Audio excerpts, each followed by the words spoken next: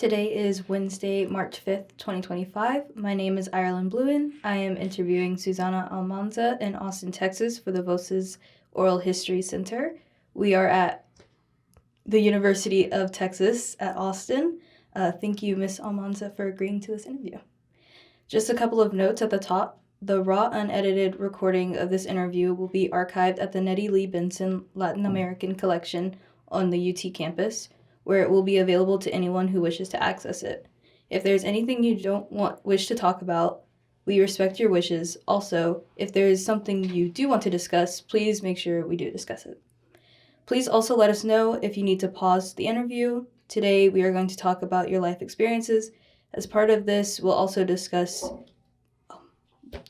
your family and occupations.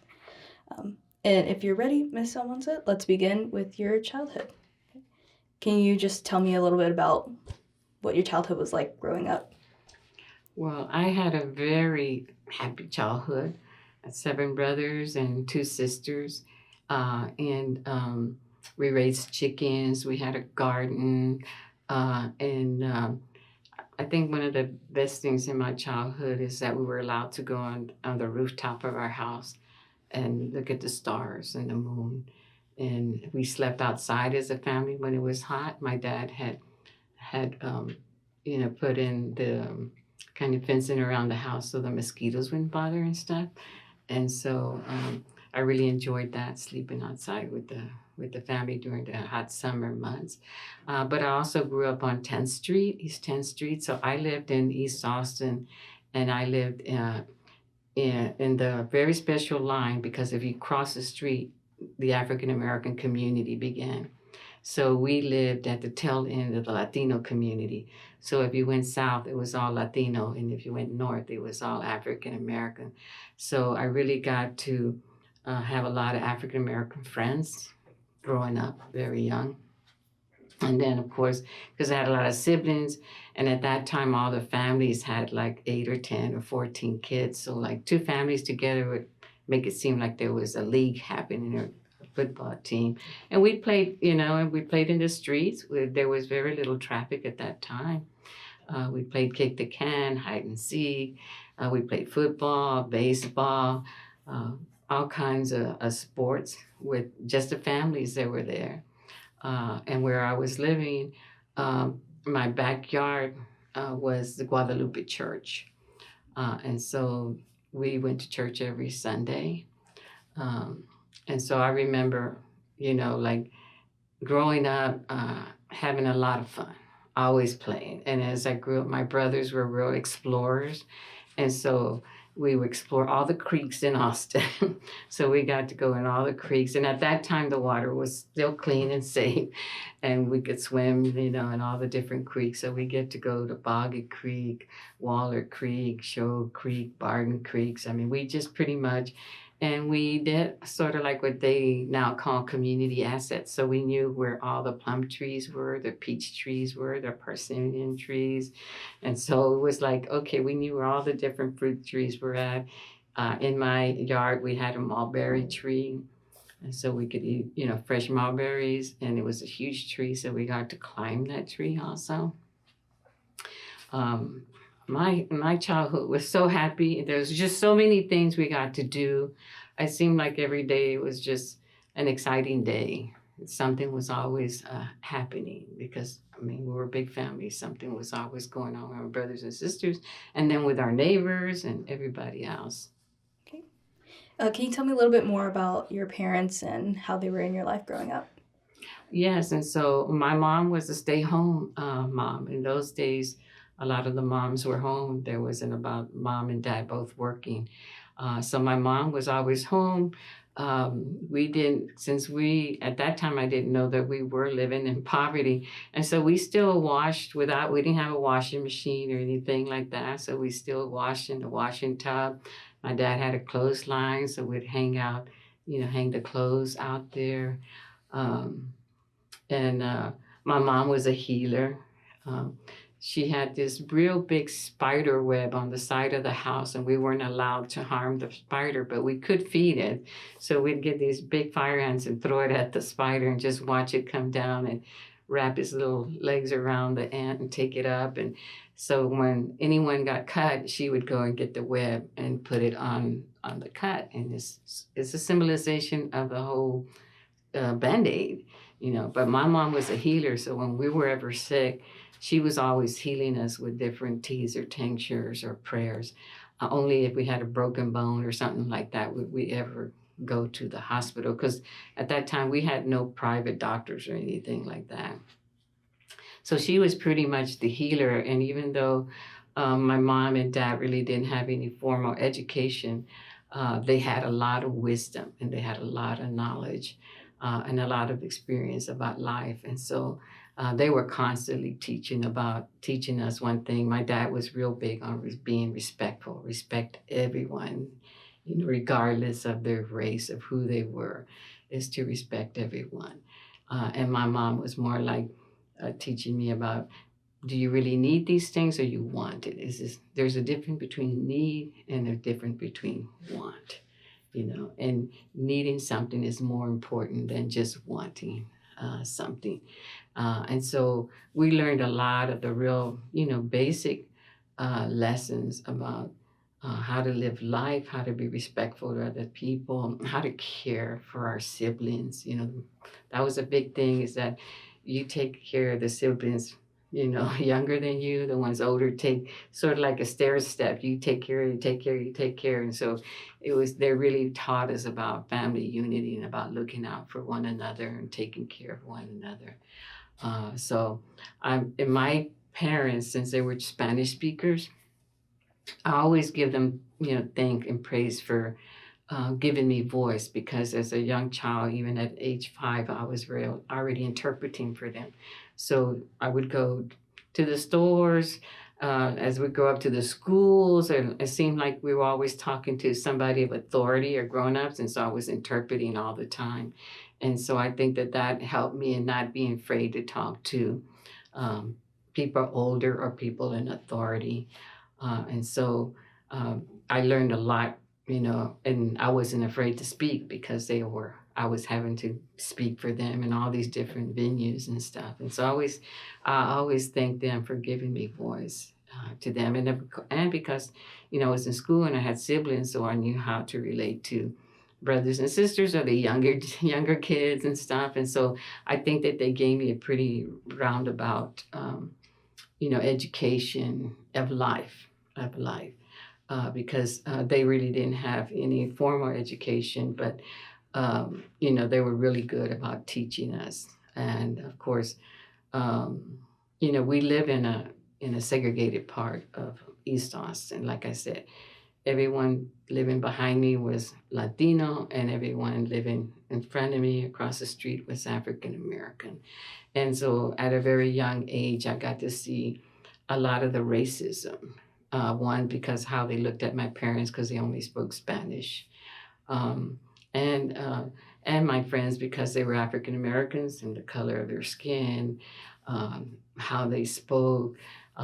We went to segregated theaters, segregated schools, even back then, segregated buses at the time. And so I grew up seeing a lot of the racism and witnessing firsthand the injustices that life, and not really going like, not understanding why people would look down just because someone spoke a second language, or because someone's color of their skin, or because of someone's income, or because of someone's education. So I got to witness all those things at a very early part of my life. And you said that growing up, you didn't know that you were living in poverty. Can you tell me about when you realized that and what that experience was? Yes, and so I remember I was in third grade. I'll never forget this one, because the teacher at that time, they would pay you for soda bottles because they were made out of glass. So the teacher had said, I want everybody to bring a bottle because I'm going to cash them in and buy the books that are required for everybody. And she said, and this will be for the kids that can't afford it or live in poverty. And I remember her saying, and I said, am I going to get a book? And she says, yes, because you live in poverty. And I remember saying, well, what's poverty? Well, what is poverty? And she said, oh, because you're poor. She says, you're poor. You come from a poor family. And I said, oh no. I don't come from a poor family. My mother says, la familia es la riqueza. My mother says the family is the richest. And she said, we're very rich. And I said, no, I'm not poor. I'm very rich. I have a lot of sisters and brothers. And my mom was always saying that, la familia es la riqueza, the family is the richest. So hearing her say, no, you're poor, I couldn't get it. But then I realized after it was about the money. It wasn't that poverty was based on income and money, not family values. Not having a family and the family working together. It was all about money. And so that's when I first learned the word poverty, and that poverty had to do with money and not, as my mother had told me, about being rich because we were a family. And speaking of education, can you tell me a little bit about your early education, where you went to school? Yeah, so I ended up going to Palm School, but all my brothers and sisters before me, the 7 before me, they were going to Catholic school. And so what happened was that I remember praying. This is why I say I prayed to God and there was a God, because my sisters and brothers were always coming about how mean the nuns were, and their ears were red, or they got pinched, or they got hit with a ruler and so forth. And so it was terrible. All I would hear was stories about how bad the nuns were at the Catholic school. And so at age 5, I just didn't want to go to Catholic school because I was so afraid. And I didn't want to, get hurt by the nuns and stuff. So I prayed. In my house, we had an altar. We had an altar where we had our saints and Jesus and everybody. And so my mom would have us pray, at home too. So I prayed to God that don't send me to Catholic school. And it just so happened that year, the Catholic schools decided to go private. When my brothers and sisters were going there, it was public. Anybody could go that was part of the Catholic religion. But then they were saying that they were going to start charging. It was going to be priced. And my mother, there was no way she could pay. She already had 7 of us in private school. In Catholic school, it wasn't private, but she'd never had to pay. So all of a sudden we were going to public school. So that's why I said, when I prayed, I said there was a God, because I did not have to go to Catholic school, went to public school. Now, when I went to public school, and at that time they had began summer school.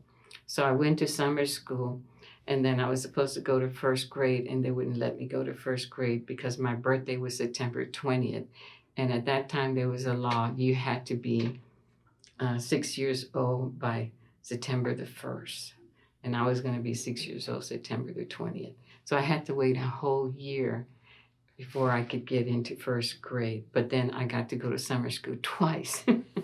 So that was really helpful for me. But entering the school, I got to see a lot of my friends that didn't speak any English. They would cry every day. They would cry because they didn't understand what was happening.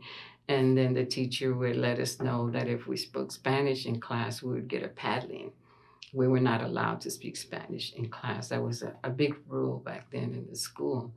And so I had to always be like interpreting for my friends. And then when we were out in the playground, I would, we'd whisper, we'd say, be careful, because you really shouldn't be, if they catch you speaking Spanish, you were going to get a paddling. So I got to see friends getting paddling all the time. And as I went through, 1st to 6th grade in Palm School, somebody was always getting paddling for speaking Spanish. Not only that, some of the teachers were so cruel that wash your mouth out with soap for speaking Spanish.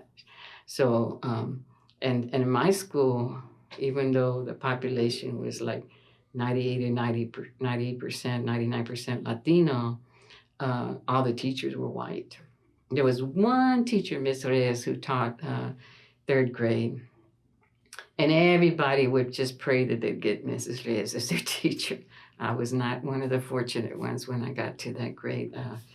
I did not get to get Mrs. Reyes. But there was a lot of racism a lot of racism in the elementary school, and the teachers didn't hold back in being very selective in punishing the students there.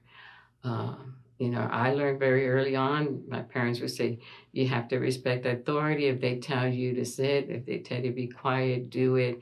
We really couldn't come home and complain to our parents about, especially my mother, about the teachers, and she would say, "No, well, you're just there to learn. You're there to learn. So, just learn, and that's it." Like they weren't going to be intermediates for for us on that particular front, and so. Um, but there was a lot of fun with all the kids when we went out to play and stuff. But yeah, uh, I definitely found again a lot of the racism going up in at elementary school in Palm, and it didn't stop there.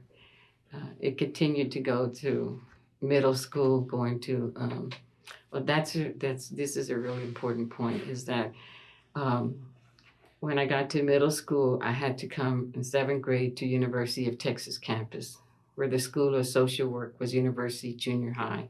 And because where I lived on 10th Street, the dividing line was all my other friends got to go to Allen Elementary School. That was the middle school. But I had to go to University Junior High. And that was predominantly white and more middle upper class students also. And again, I felt a lot of racism going to that particular school. And there was no busing at that time, so I had to walk all the way from Guadalupe Church to the UT campus every day. Of course, there were friends that lived on, 14th or 15th Street, so we would gather walking together until we get to the university campus. And so my African American friends said, why are you going to why are you going to University Junior High when Keeling is just 2 blocks from here, Keeling? And at that time, Keeling was 100% African American school. And they said, why don't you just come to Keeling? It's just right here. So after I finished seventh grade, I transferred myself to Keeling Junior High. And because I signed all the papers, because my parents didn't read or write, so I transferred myself to eighth grade to Keeling Junior High, and I became the first Mexican American to go to all African American school. And it was the best thing that could happen to me and the best experience, because I saw their 100% African American teachers. There were no white teachers. And the difference is that the teachers really cared about the students. They would tell me, Susana, you seem to be having a little trouble here. Come in the morning or come in the evening, and we'll help you out. I had never experienced a teacher wanting to help me to catch me up.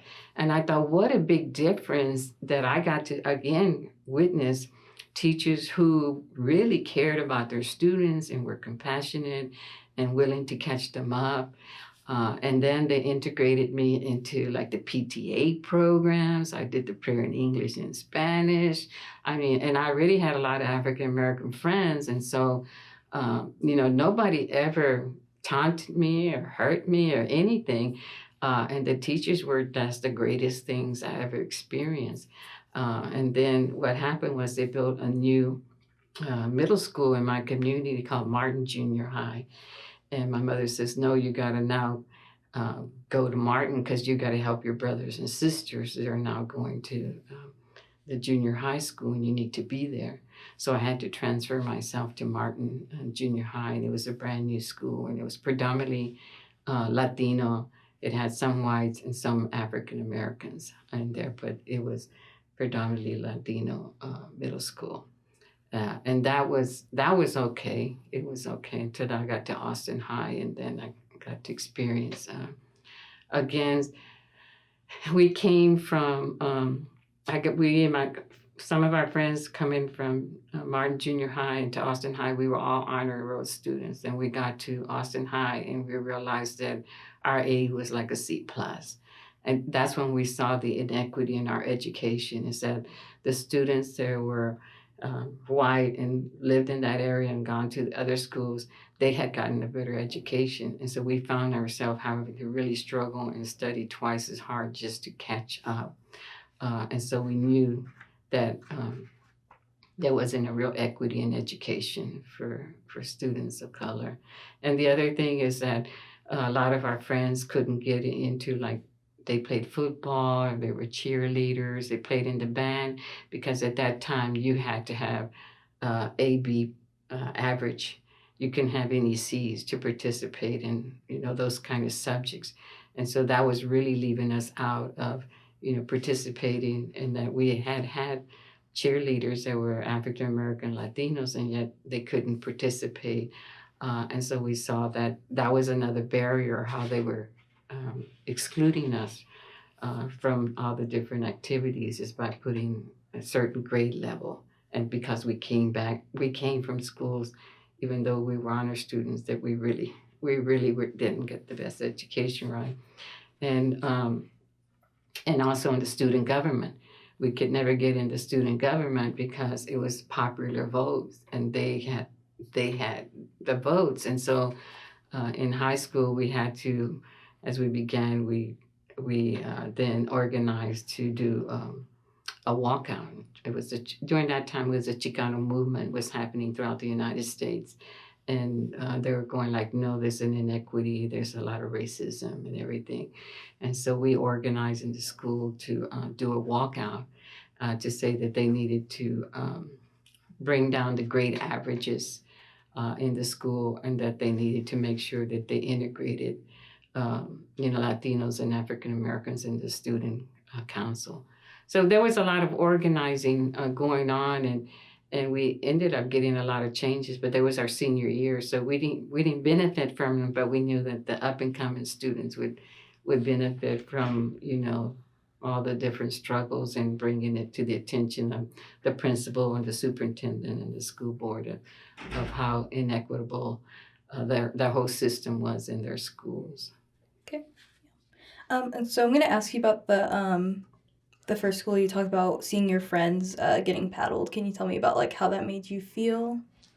Yeah, I went through a lot of different emotions seeing that. One thing, I was really sad, and then I was really mad. And it upset me because I didn't have a power to make any changes of what was going on with my friends, and seeing other kids, even though they're not close friends, but just to see that happening to them it was very painful for me to see that, and to know that I really couldn't tell my mom, because she was saying, no, you're there, listen to the teachers. Like, they weren't going to take our side because they looked like those are the people in authority, and you're there for that particular reason. And they weren't going to advocate about you getting a paddling because you probably deserved it, but not understanding that the kids were getting paddled just for speaking Spanish. But yeah, it was not a very happy experience, and it really kept me kind of, because I didn't want to get paddled, so I had to really watch myself and be very careful about silencing myself because I didn't want to get paddled. Okay. And back to your parents, can you tell me about some instances where you had to advocate for them? Yeah, I mean, it was a constant, doing interpretation. But I remember once we had started to teach my mom English. We brought her up to about the third grade, and then she said, I don't really need to know English. She's like, but anyway, we had taught her certain things, and we'd take the bus downtown. Down Congress was where the stores was, and at that time they had a layaway system where you didn't have the money to pay, like for a dress or coat. You would pay down, and each week you'd pay until you paid it off, and then you got to take it. And so the winter month was about to come in, and there was this pretty fur coat that was there at the store. And Franklin's was one of the names of the stores. And my mom asked me to ask the sales lady how much the fur coat was, because she wanted to put it in layaway. So I asked the sales lady, and there was another sales lady with her there, and I asked her, my mom would like to, purchase that fur coat and put it on layaway. And she turned to the other sales lady, and she says, can you believe that fat lady wants that fur coat? Because my mom was a heavy-set person. And my mom took off cursing well, she thought it was English, but she said, "You son of a beachy," and then she went into speaking Spanish, and the sales lady got really scared. I went like, "Oh boy, my mom is really mad." They really set her off. She understood what they said, and so the sales lady ended up apologizing because she saw that my mom was extremely mad and had taken off, like if she was gonna hurt her or something. And I was just going, kind of like, "Mom, is everything okay?" And she was telling me, "Right, I don't like that those ladies are talking about me," and so she definitely understood what they had said. So that's like an instance where I really had to, talk to my parents to my mom about, like if she was okay, trying to calm her down, like, because I really didn't know what she was going to do to that lady that made her so angry about things. And you said that you lived on East 10th Street, where like you crossed the street and it went into the Black community. Can you tell me about growing up with those friends and what you experienced, maybe because you knew them and so you saw some things that maybe you wouldn't have if you hadn't been growing up with them? Yeah, so one day my friends, I was about 8 years old, said, "Hey, we got some money, let's all go to the Ritz Theater." And the Ritz Theater was on East 6th Street, downtown, like Trinity and 6th Street, or Red River and 6th Street. And so I said, "Yeah." And I had been to the theater before because my dad had taken me to that Ritz Theater. So we get there, and to the booth was like outside of the theater. And so they said, "Well, we want so many tickets." And it was about 5 of us going. And they say, you can go, but she can't." And they pointed to me. She's not allowed to go up there. And so I was really confused, like, what do they mean up there? And so all my friends took to the side and it says, "Oh, let's come back a little later so you can come to the theater." And I said, "What?" So they tied a scarf around my hair and they said, "Don't say anything. We're in the middle of us. And then we're going to get the tickets. But don't open your mouth, okay?" And I said, "Okay." And so they got the tickets and we started going up on the side of the building. I said, "Hey, well, where are we going?" And they said, "We're going to the theater." I said, "But the opening is down here." They said, "No, this is only for Black people. We don't get to go down there." I said, "What?" They said, "No, you don't. We don't get to go down. We have to go upstairs." So we went up the flight of the stairs, and the door leads you to the balcony of the Ritz Theater, which I thought was the best place anyway. But anyway, so we go into the balcony of the theater, and I see such an extreme difference. There's a popcorn machine there, but it's not working. The light's on. And downstairs, the popcorn machine is always popping, and you can smell the popcorn. So we bought popcorn, and it was stale. So what I figured is they had taken the popcorn from downstairs and brought what was left over upstairs.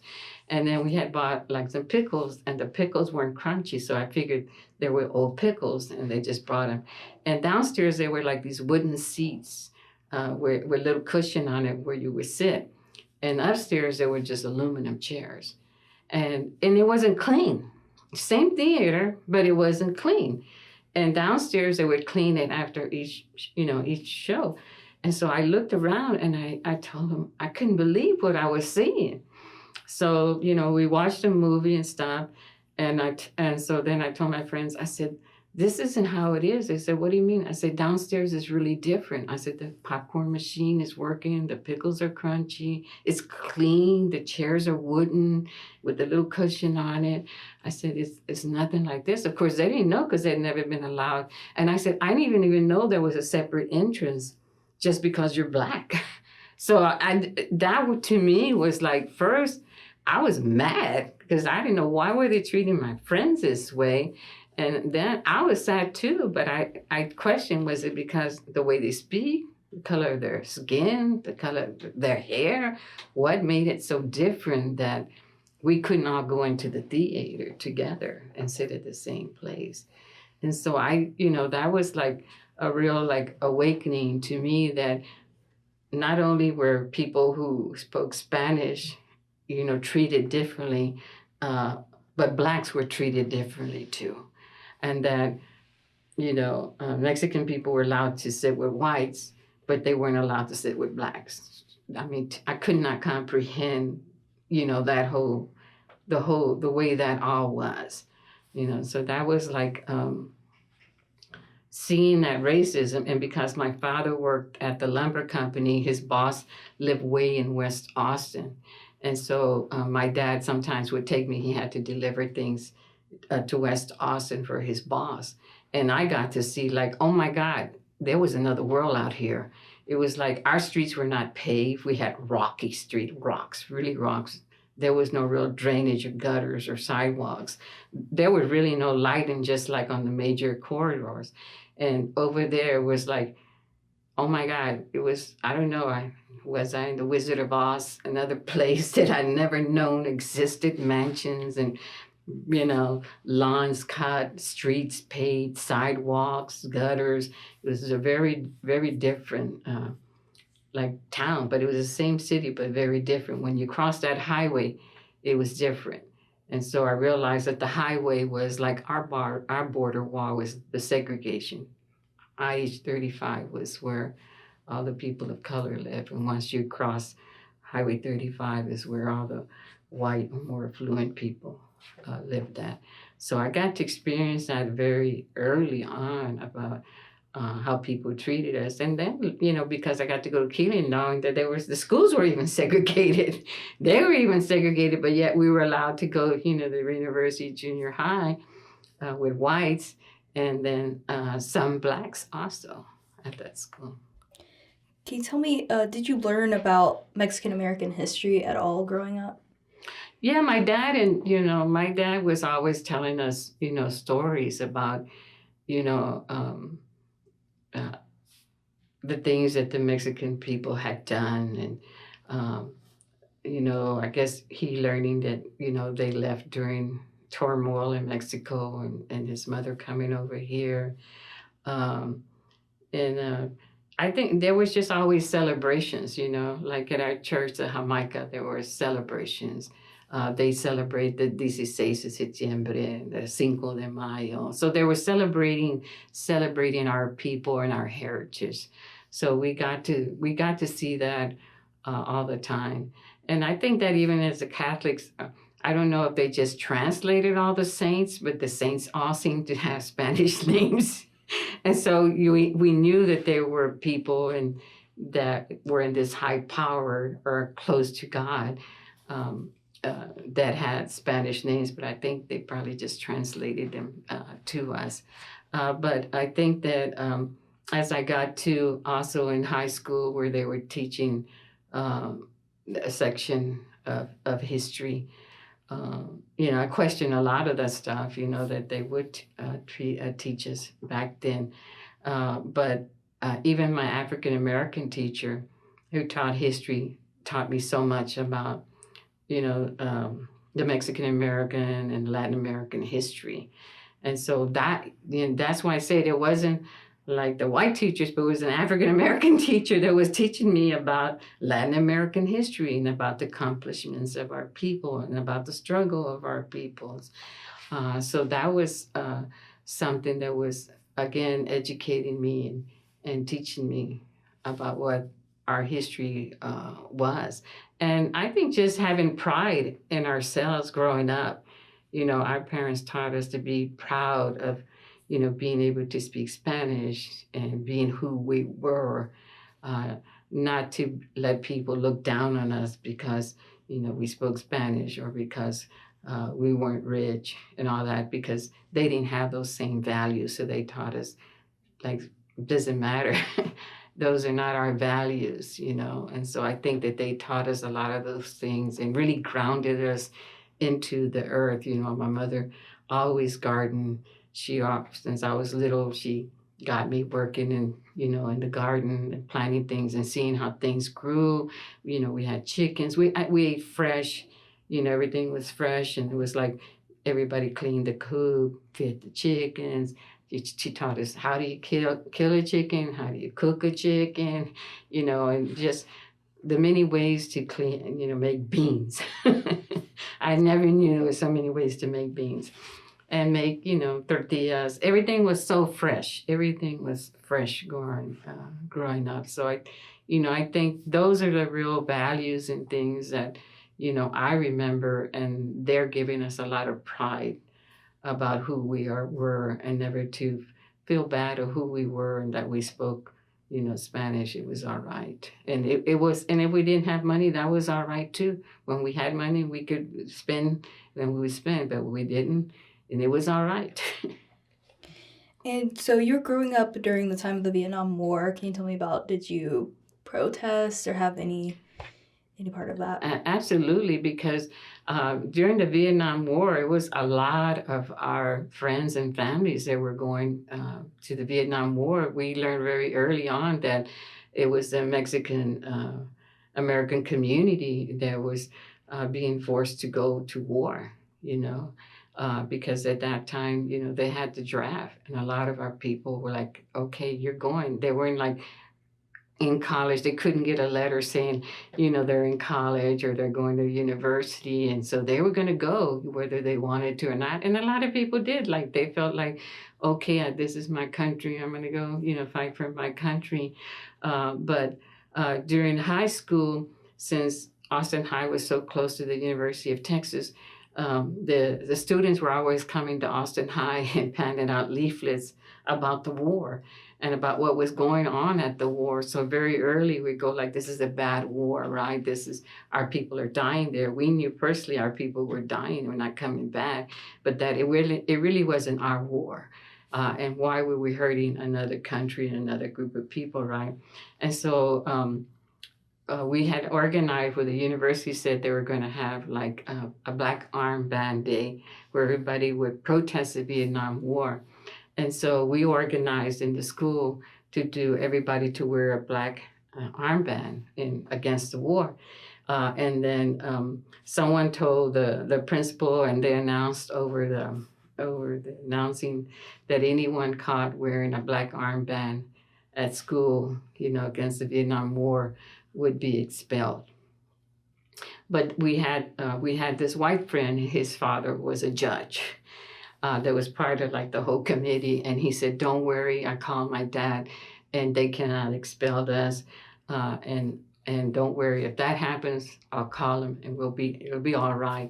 A lot of the people said no, they didn't want to take the chance, but we wore our black armbands, and then I guess they got the message from the student and the parent. The judge at Con said, "You better not arrest anybody," because we were able to have the action against the whole Vietnam War, and there were protests that we also joined, very early then. A lot of that stuff, the Vietnam War protests, were being organized by the University of Texas students against the Vietnam War. But we did our actions too at the high school because it was not a good war, and that, people in our community were dying there in that particular war. In a previous interview, you talked about applying to a program for college funding, and then later finding out that you weren't taking the right classes. Can you tell me a little bit about that and kind of that experience figuring out why you weren't really able to get into college as much? Right. So when I worked at the East Austin Neighborhood Center, they are one of the people who were sponsoring scholarships to go to the University of Texas, a program. I said I'd like to go. And so when they looked at, the classes that I had been into, they said, "Oh, you don't have enough credit." I said, "What do you mean? I graduated this percentile and stuff, and I did all." He said, "But it wasn't the right classes." I said, "What do you mean?" It turned out I had been tracked. At that time, when you came in, especially you were coming in from the east side going into the west side, the counselors would not track you into the classes you need to take, or higher English or chemistry and all these classes, because they just figured you weren't going to go to college anyway. And so why did you need to? So I got tracked, not even knowing. I got tracked into like this a secretarial track. So I learned bookkeeping, shorthand, typing, all of these things that would put you into being a secretary, right? Because that's how a lot of my friends, you know, and because we had parents, came from parents that never went to college, they didn't know any better to say, hey, why are you tracking my daughter in this track where she's not going to be have the credits to or the classes to enter into the university. So the counselors themselves already were segregating certain students, right? And if you didn't come from a family who had already been in college and the university, you wouldn't have anyone advocating for you. They would just track you, and you just figured, well, this is your class schedule. This is where you got to go, and that it was ordinary, right? Because you've always had this class schedule, from junior high, and now you're in high school, not knowing that they tracked you into this whole system that would not prepare you to go on to college. Can you tell me about working at the center? The center was like the best thing that ever happened to me because it had so many great leaders and organizers there. And so when I worked there, I kind of did everything. Also, people came into the center, they had gotten like a letter and they could not read. So I would, translate it for them, let them know what the letter said. I'd help them fill out forms. And then we had meetings. So we had each neighborhood center had meetings with other neighborhood centers. So they would all come in together and they would talk about what activities or what programs they were going to be having. And at that time, each center got so much funding. It's not like today. Each of the community centers got funding to do certain projects and programs, and they each had advisory boards. And the advisory boards had to run. So people in the community, if they wanted to serve on the advisory board, it was like if they were campaigning for city council. They had to go get their, neighbors and friends and tell them, well, what I plan to try to get money to pave the street, to put up the street light, So they were out there campaigning to be on the advisory board because the advisory board actually had power of so much funding that was allocated to the particular centers. And so you could advocate, say, well, we need a street light there. We need a stop sign. We need the gutters and so forth. And then there was federal money coming down. It was a new program called Model Cities. So they knew more money was going to be coming down and how would they be able to access that money. And so working there was like, I was really being trained as, an organizer. And so I was going to all these meetings, and some meetings had nothing to do with the advisory with the East First Street Neighborhood Center because they were organizers and other things. And so one of the things is that the Raza Unida Party was there in Austin, one of the I guess chapters. And so they would say, hey, well, come on, you can take notes. We're going to go to the meeting for the Raza Unida Party. And so I would be like, okay, and I'm going to the Raza Unida Party meetings and, I'm taking notes and I'm getting to see people talking about, politics and running for office and who was going to be running. And so I felt like I was constantly being trained, like, in organizing. I mean, there were people that were, working to bring in commodities for the poor, sort of like the beginning before food stamps came in. It was certain foods and cheeses and meats and canned and flour, potatoes, and people there were all actively working for the betterment of the community. And so I was going to all these different meetings and meeting all the different people and seeing the activism that was happening. And I felt like I was in the right place. Like this is where I loved it here, and I loved meeting everyone, and I loved that everybody was caring for the community and that they were deeply involved in trying to make the community a better place. How did growing up in East Austin shape your understanding of social justice, and when did you kind of really get into the social justice scene with the Brown Berets? Yeah, I think growing up, from the beginning as a young child, seeing how people were the segregation and the discrimination that was happening, and getting to see how people were treated because of the color of their skin or the languages that they spoke or the income, all of that I said really helped me get into the path of justice, because I didn't like the injustices that I seen, and I didn't like the way people were being treated. And so I think that all of that prepared me in high school organizing. I organized at the time, Cesar Chavez and the farm workers were boycotting lettuce. And so I organized against the lettuce that they were using in the cafeteria at Austin High that wasn't union lettuce, it had to be union lettuce, doing the walkout and elections and so forth. All that prepared me. So when I got to the East First Street Neighborhood Center and working with the crowd, and then the Brown Berets forming, and then I got an invite like, hey, you should come to this Brown Beret meeting. And again, it was in the community, it was at Cristo Rey.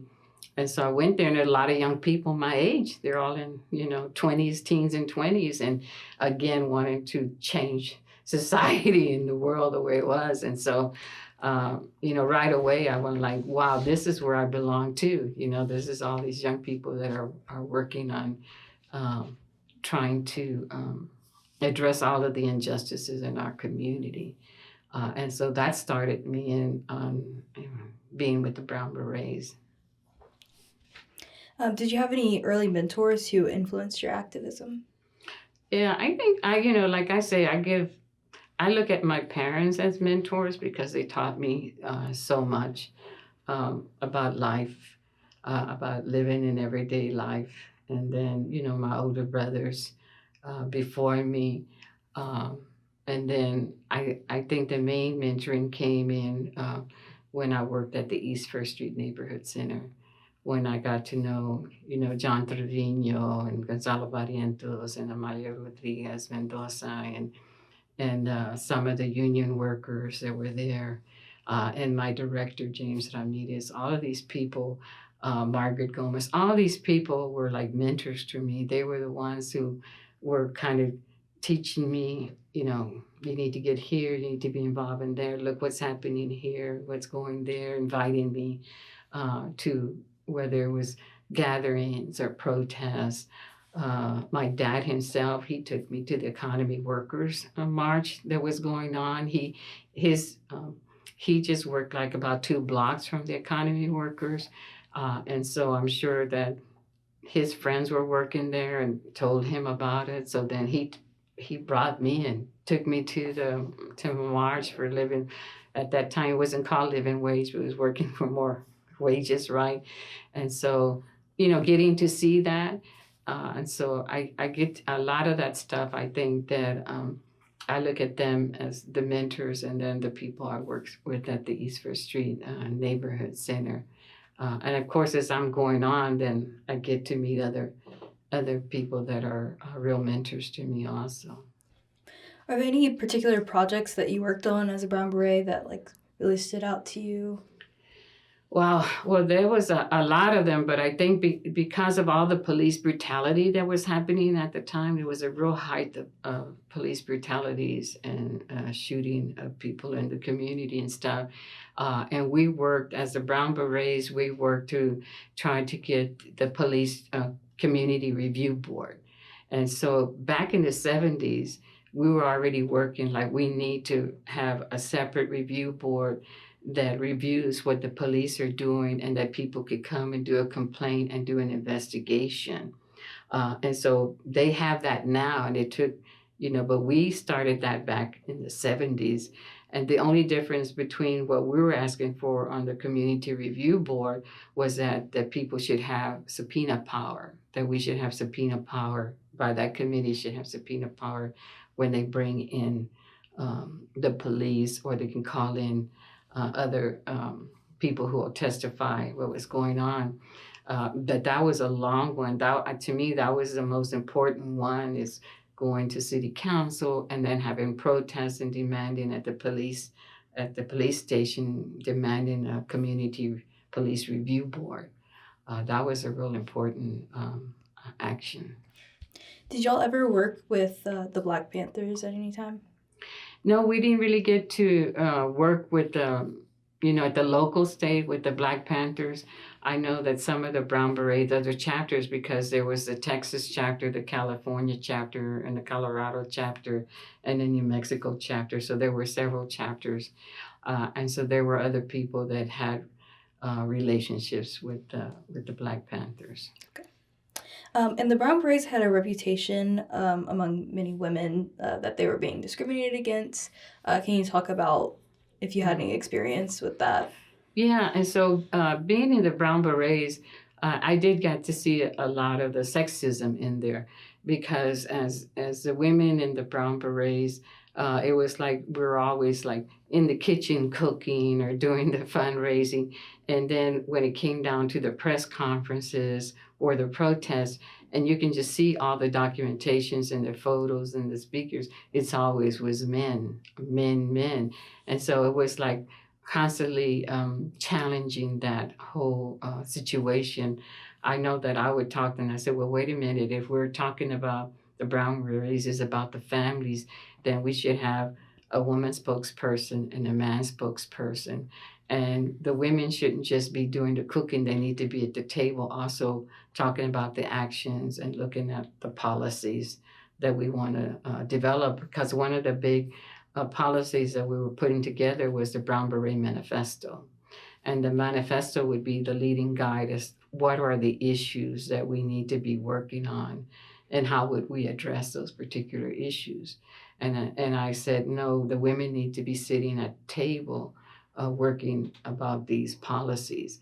And so you did have a lot of male egos. You had males that always like talked about family and how important that was, but then really didn't want to give the voice to the women.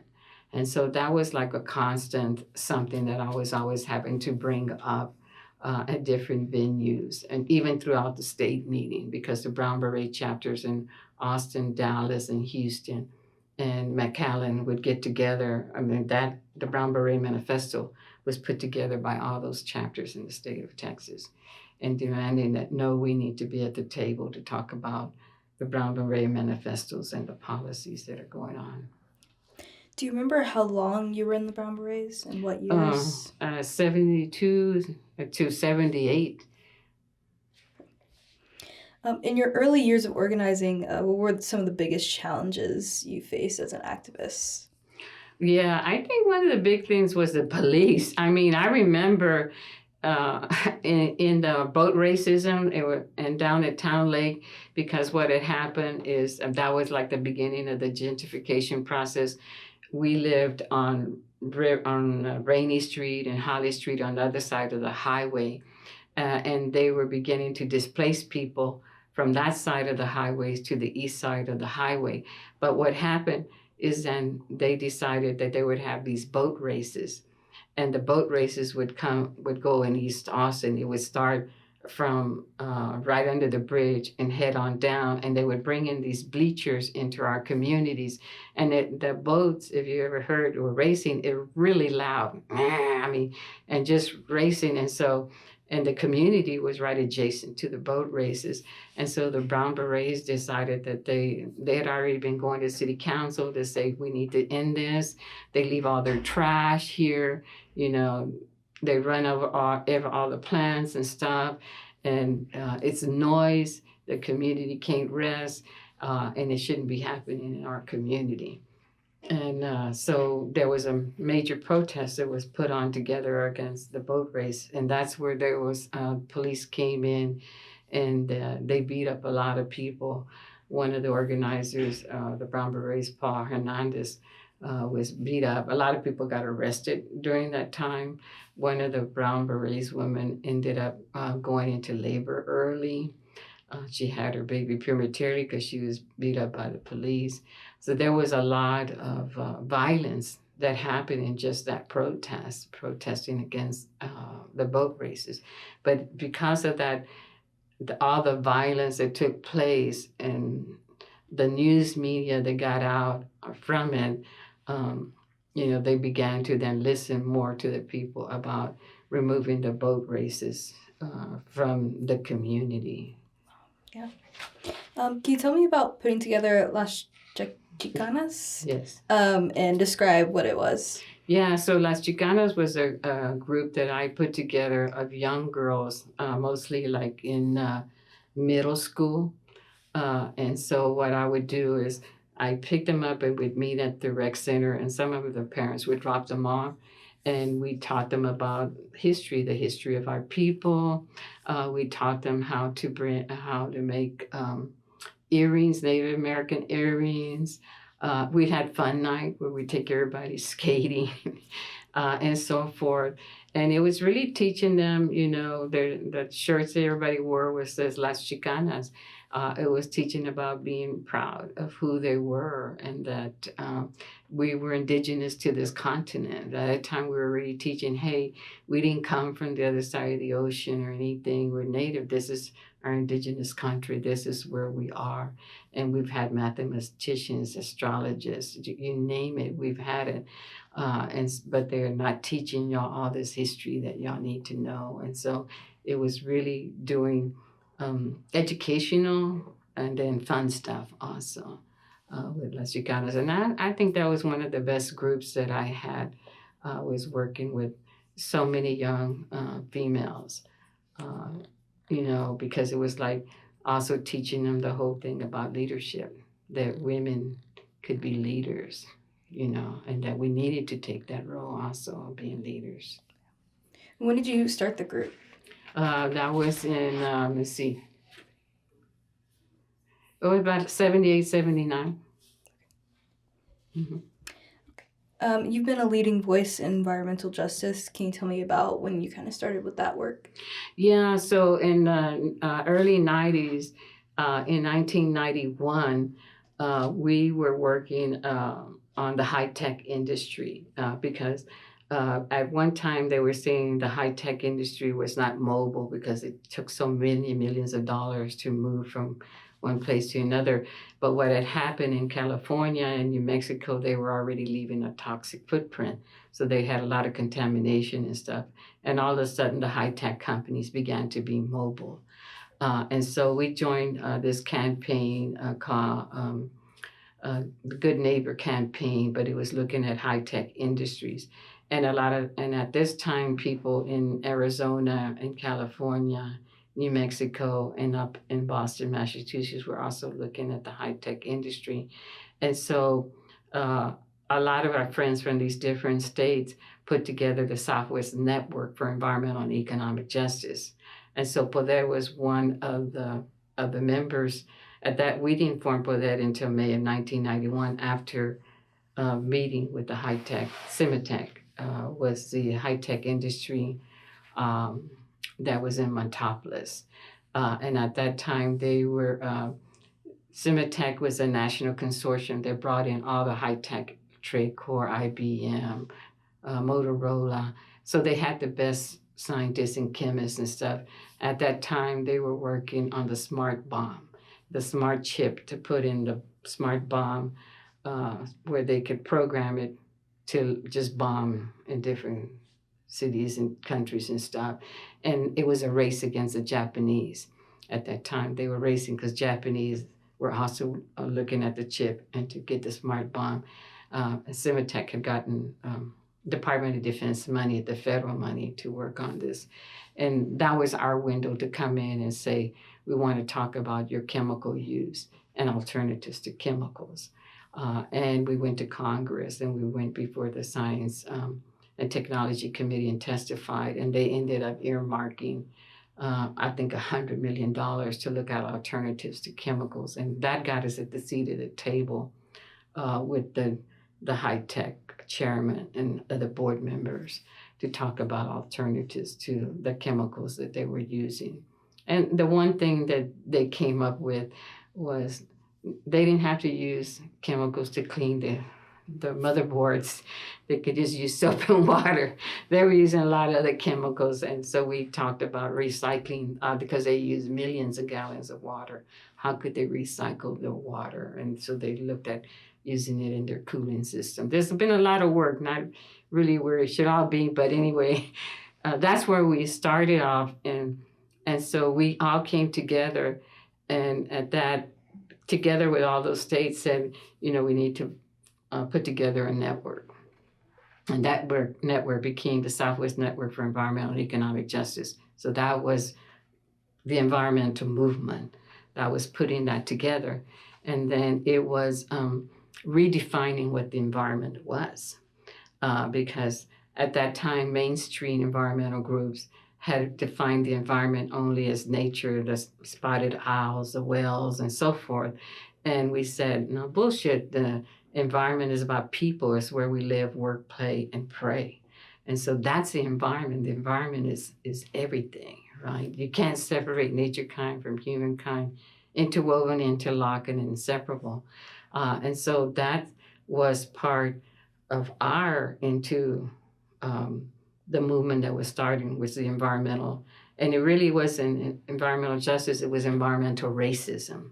So it started the environmental racism movement, and the solution to the environmental racism was environmental justice. And so the network got together, and then there was the Indigenous Environmental Network. That network was of all different nations and tribes, some that had their sovereignty, right? And then at the same time, APEN, the Asian Pacific Environmental Network, was also forming. And then you had the African American, the Southern Organizing Committee, that was also working on environmental issues. And so we all came together saying, well, wait a minute, we're all going through these environmental injustice movement.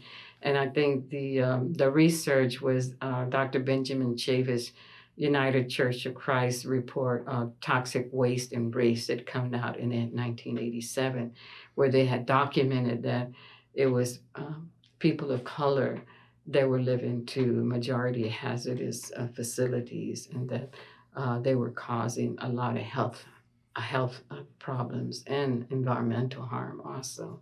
And so that gave birth to the first National People of Color Summit in Washington, D.C. We're bringing all multiracial, multicultural, multi-ethnic group together to say, hey, we're redefining what the environment is.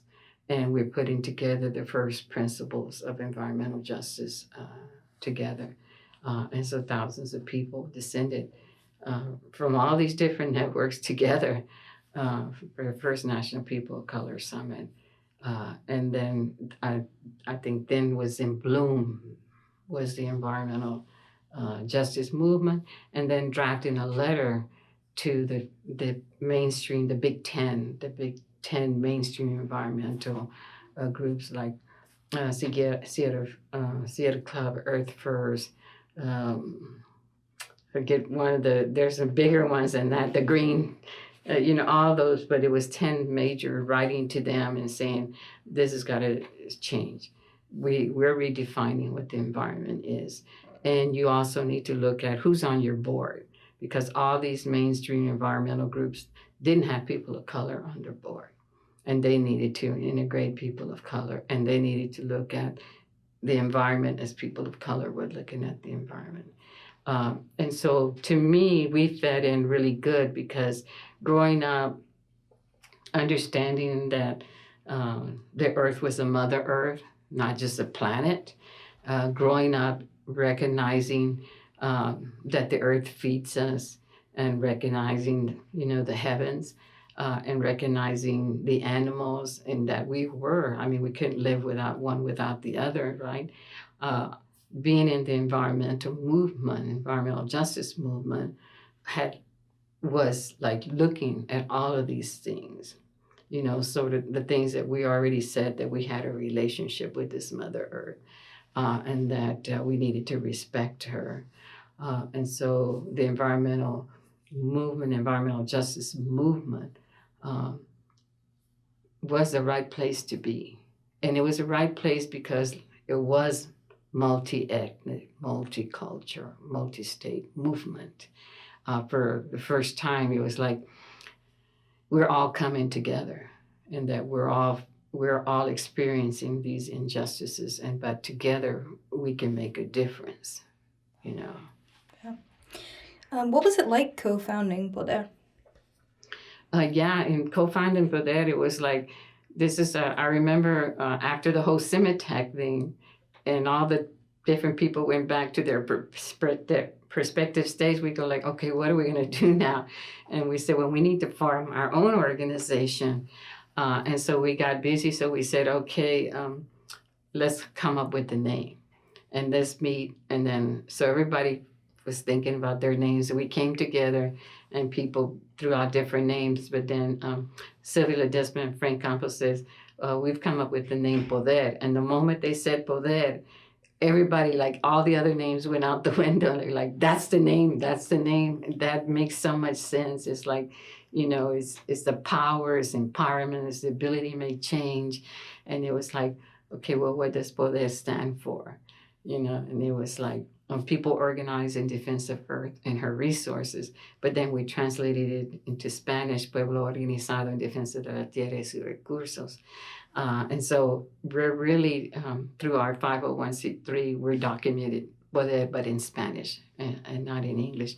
And that happened because back then the rules was, if somebody already had incorporated Poder, people organized, just those two words, then we couldn't use them. And so that's why we had to translate it, because nobody had Pueblo Organizado, and then the rest just kind of fell in place. But it was, again, and you'll find that, like in Poder, most of the founding members they were all activists, whether they came from the Brown Berets or Chicano Against Military Intervention in Central America, or the Mexican American Youth Organization, or Teatro Chicano. Everybody that helped form it was already experienced in fighting the injustices.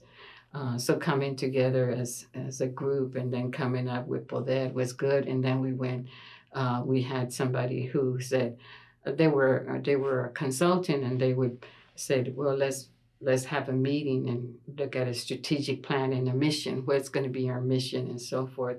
And we'll help you through that, developing the mission and having the talk. And I'll tell you that when we had that discussion at that strategic planning of the organization, it was people organized in defense of Earth and its resources. So there was the first clash between the male and female, because the discussion was, it's not it's her resources. So even in forming Poder, we had to have that discussion of whether it was an it or whether it was a her. And of course, the hers won, so it became in her resources. But it was great, because it was like, and a lot of the activists were just coming back from universities, from Seattle or from Minnesota. It seemed like a perfect time. Everybody was coming back home to Austin. And it was like, okay, now, and we just had this big meeting on high tech and met all the other different states. And it was like perfect to start our organization and get together. Looking back, what victory are you most proud of with Poder? Yeah, so we've had credit, but I think the biggest victory was the tank farm victory, and that was taking on 6 of the multinational billion-dollar corporations, the oil corporation, Exxon, Chevron, Texaco, Mobil, Gulf Coastal States, and Citgo, and they were in our community. I mean, people were just in feet of a 52-acre site where they were storing all these petroleum byproducts, right? And what happened is that Sylvia had seen an advertisement for Mobil to expand in the newspaper, and then I read it, and then we said, well, we need to go and investigate to see what this permit is about. And so we started the investigation, and then that led us to, okay, now we need to organize with the community and let them know that they're wanting to expand this tank farm, but it's a very toxic thing.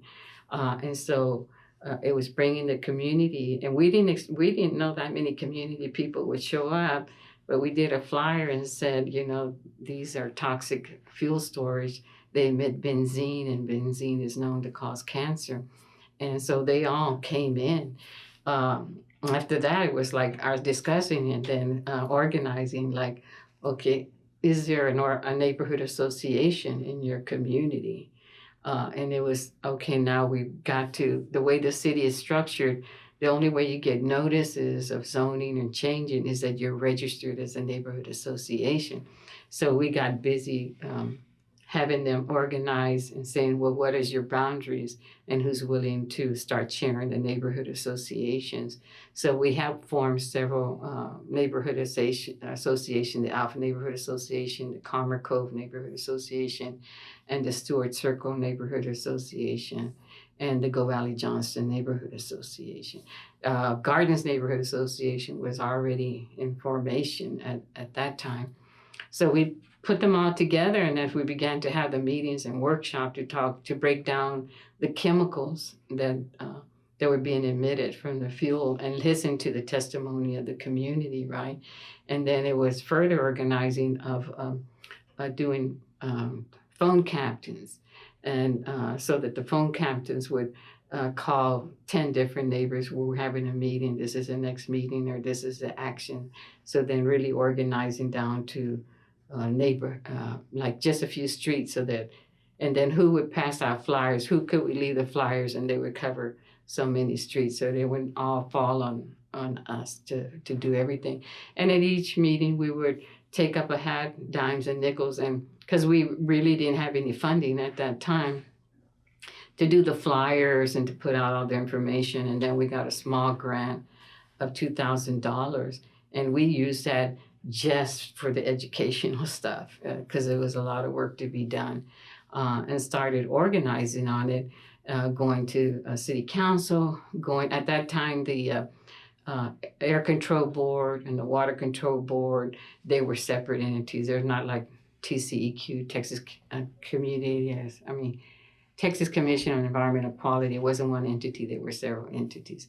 So having to take people to those entities and testify, doing the first toxic tour, which brought state representatives, county commissioners, city council, community leaders on a tour, so they could smell the air out there. When they got out, they could smell like when you go to put gasoline in your car, that's how it smelled out there.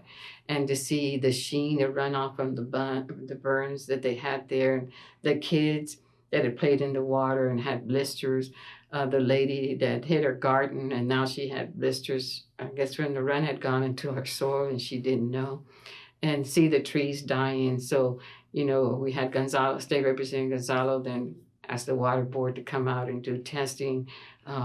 Representative Glenn Maxey then asked the air control board to come out and do the air testing. And it sort of like got it really rolling into, and it was something happening every week. There was an article, then we got national coverage. We had Joseph Itone from St. Edwards and Renee Renteria, who was a journalist here at UT. They had put together a video on the tank farm. And then they put it out on the satellite dish. At that time, it was a satellite dish, so that people all over could see it. And then we had CNN, we had CBS, and everybody, all the national networks came in to do the story. And so that really highlighted, our issue and the struggle that was happening here. We had the state health department got in it. At that time, Governor Richards was here, and we found out she was going to California to meet with Chevron. So we wrote her a letter and said, you need to ask these questions when you get there. And we were organizing, and the network, the Southwest Network, was working already. So then we were getting them also to send letters and stuff. And you have to remember, it wasn't like the internet at that time. We were making copies with that roller machine, mimeograph machine, to do it, and most of the stuff was done by the phone, and then actually sending letters and petitions. And so the network was all involved. Everybody was sending in letters to all the different companies, and the last holdout was the Exxon, which at that time had the worst record because it had the spill, the Valdez spill. They were the last ones to sign an agreement to relocate. We had gotten $350,000 from the Travis County Commissioners to have the scientists to go out and test out at these tank farms, right? And so that really helped for the county commissioners to earmark that money to hire biologists and scientists to do that. And the community selected myself and Ron Davis, who later became county commissioner, to be the community reps to go out with the biologists and the scientists out to the sites. And I remember the last site we went to was Gulf Coastal States. And we were there with the district attorney, Ken Oden at the time too.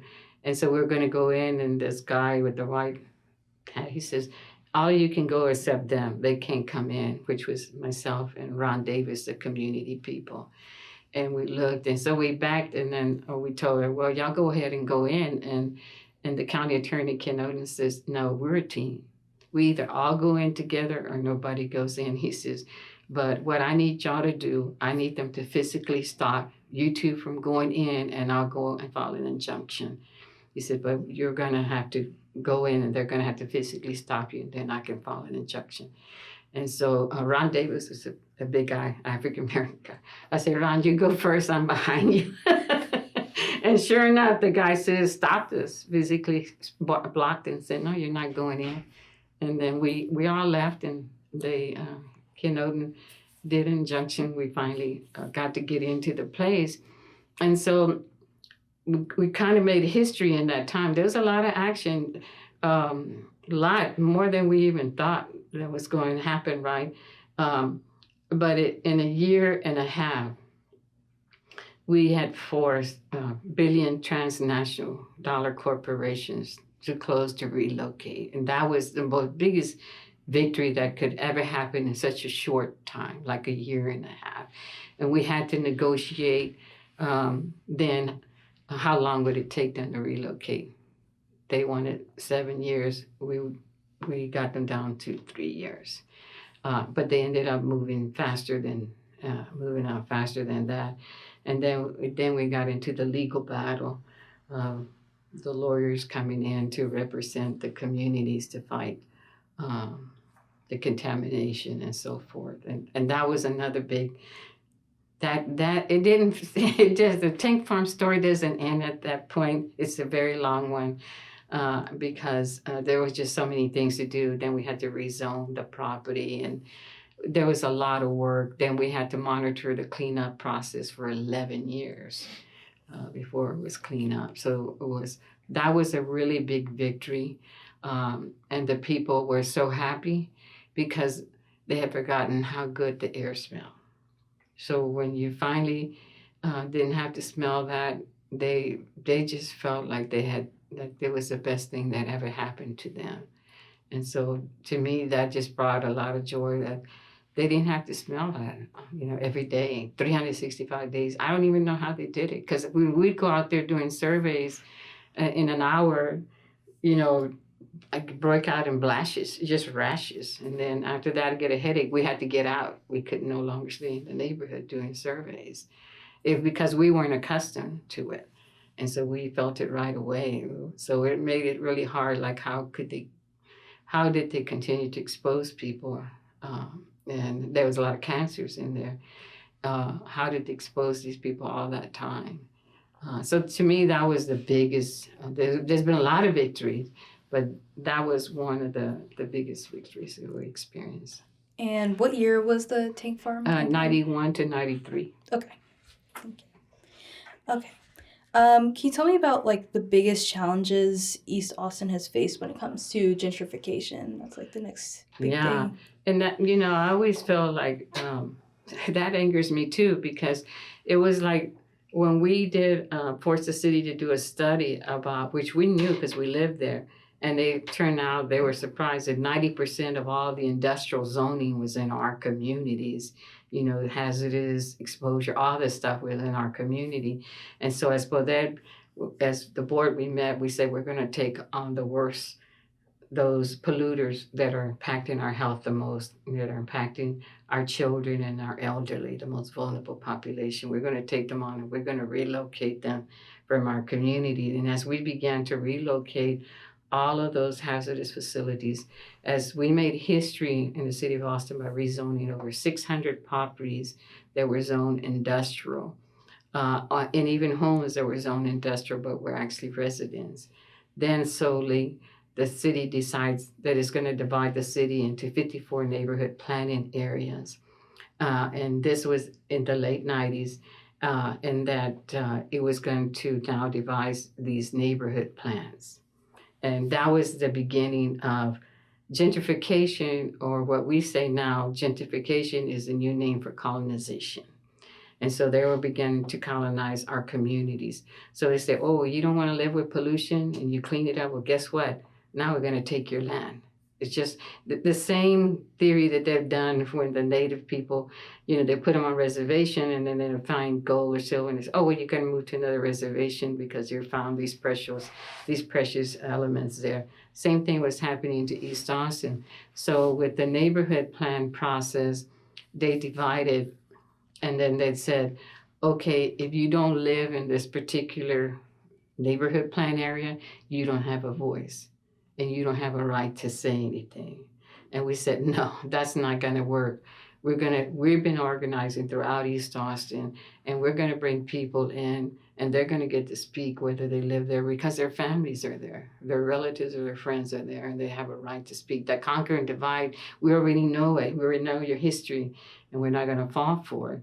Unfortunately, we did have some people that sold out, got in with the city, and we're going along with, yeah, let's do a neighborhood plan, let's do all of this stuff. And we fought the neighborhood plans too. Unfortunately, we didn't have a lawyer at that time. And we ended up losing, and that began how the gentrification came in. The gentrification came in through zoning. And most history, the researcher says, researchers would say the zoning has been one of the tools that have been used to gentrify communities. And that's what had happened. For the first time, they came in with the zoning called CSMU, Commercial Service Mixed Use. Never existed before, never. Brand new zoning. And what that meant was that if you go down Cesar Chavez, if people who've ever gone down East Cesar Chavez, they see these houses, but they're all businesses now and stuff.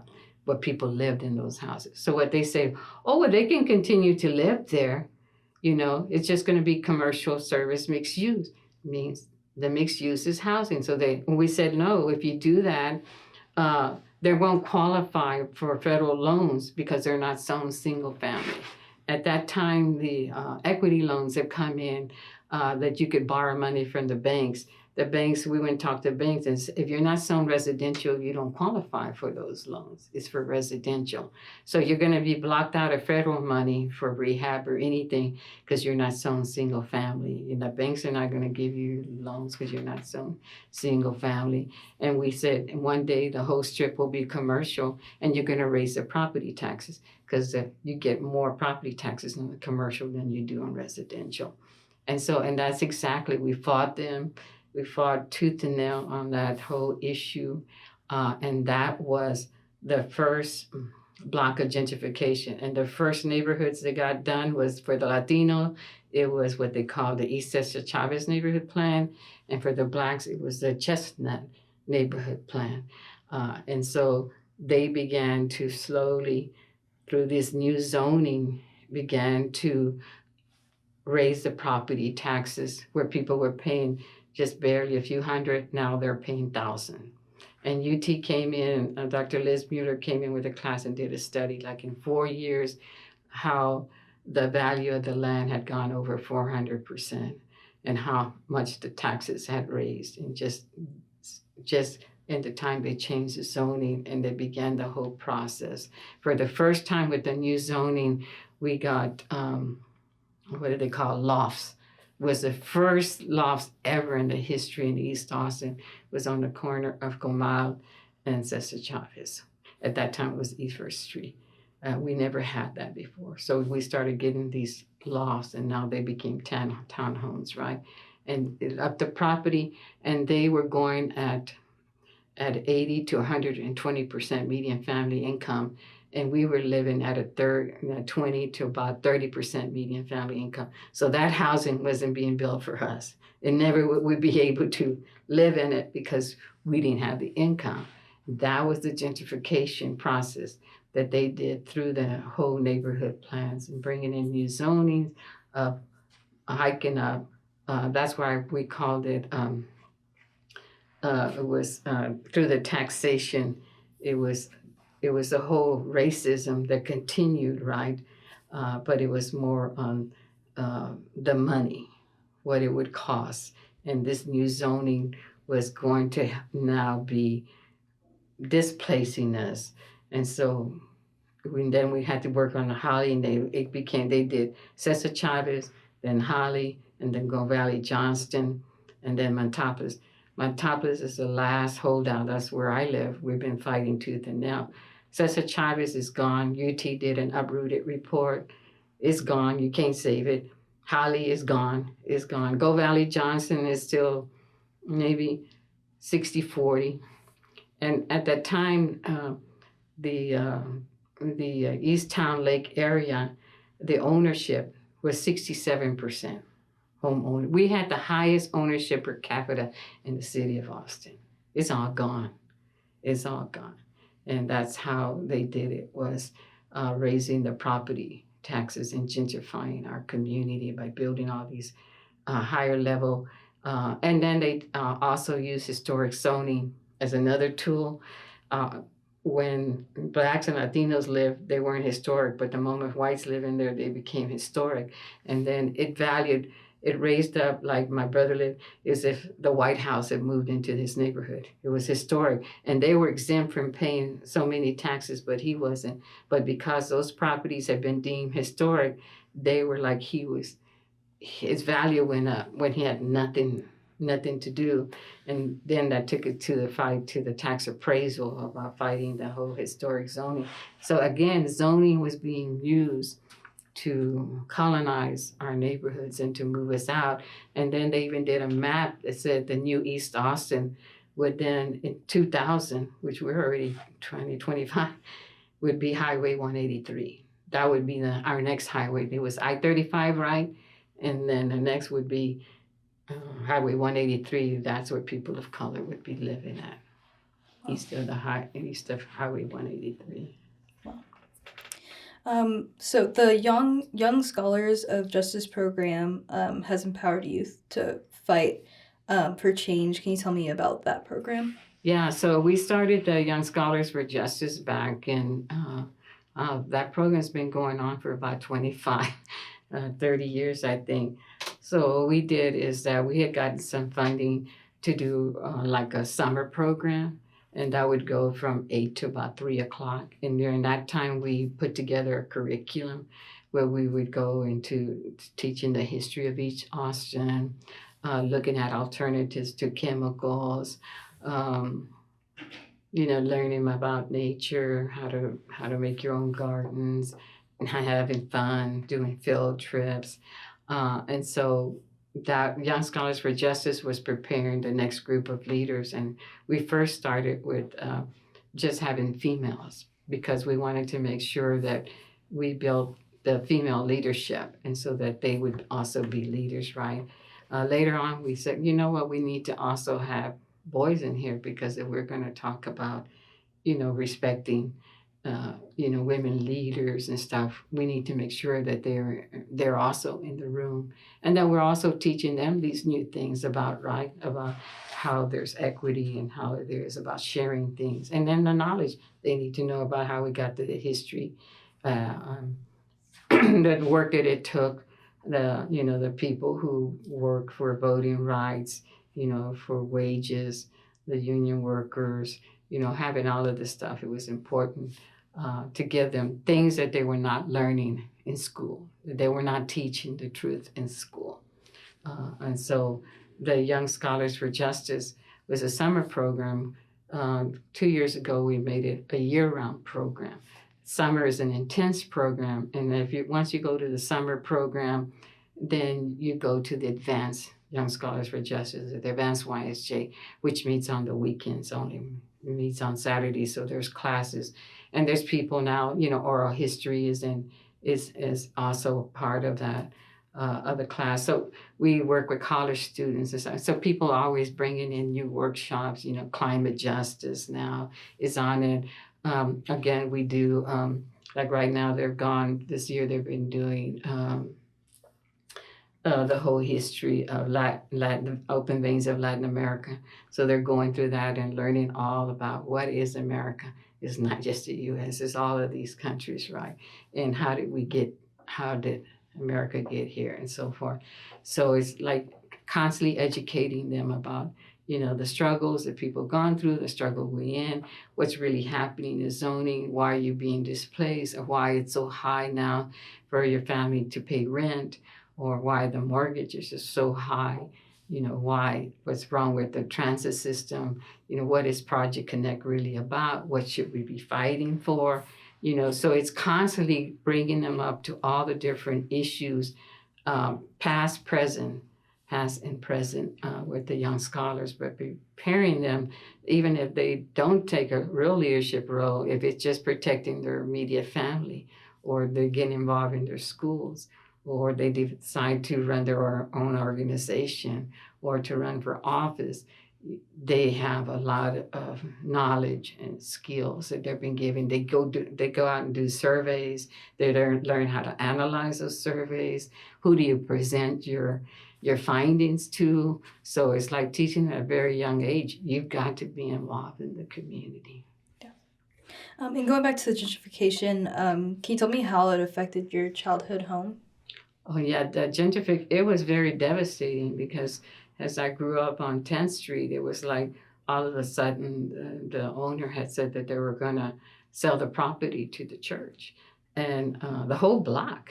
And so it was like scattering. Where were we going to live? I mean, we never had to face this situation. Where are we going to find the rents? And the rents had gone up since, from where we were at. And so it was like really struggling to find a place. And then when we did, it was a small place. It was like, how do you put all these people into a 2-room house? And it was very devastating. It was like we got separated from our friends, even though they were down the street. It was a big difference to be separated and just to see the financial struggles all of a sudden that, that my mom and dad were going through, and the cost of living being higher to sustain us. And it was very hard because, we had the trees and we had our friends.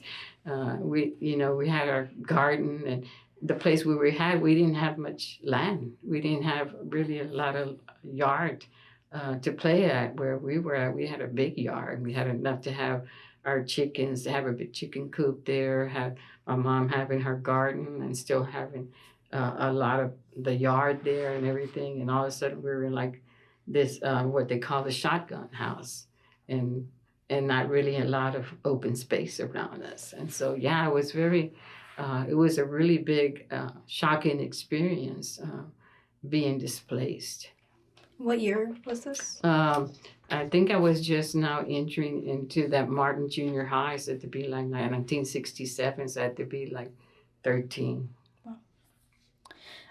So you served on a lot of the boards in Austin. Can you tell me about like what you learned from serving on boards and commissions about environmental justice and things like that? Every time I got to a different board, I remember getting I got on the Community Development Commission, and that was the only commission that looks after the interests of the poor. At least that's what they're supposed to do, right? Look at the interests of the poor. And it seemed like I was always like battling staff and getting stats and getting things. And people were so used to rubber stamping, like they had taught people who got on the CDC Commission, Development Commission, like not really giving them a voice. And what happened to the training on how do we don't even know what we're supposed to be doing. We haven't even gotten any training or anything. And then, you had the head leader there was white. She'd been in there for about 10, 15 years. And so it was like she was controlling the whole thing. And then, it was really, it's almost like a whole organizing too. Like you have to organize and work with all these people to let them know what's really going on in the board and what's really not happening. And I think the big one that I got on was the planning commission. And that was like, okay, because now we're looking at the zoning, and this is early 90s, mid 90s when I get on the planning commission. And it's just by chance because there's this white lady that wants to get on, and there's this African American guy that wants to get on. And it was big controversial between the city council people. At that time, they appointed, and it was an at-large city council. And so I happened to just come in. And so they didn't want either. There was a fight between those two. They said, well, let's just put Susana in there. And then they wished they'd never put me in there after they did.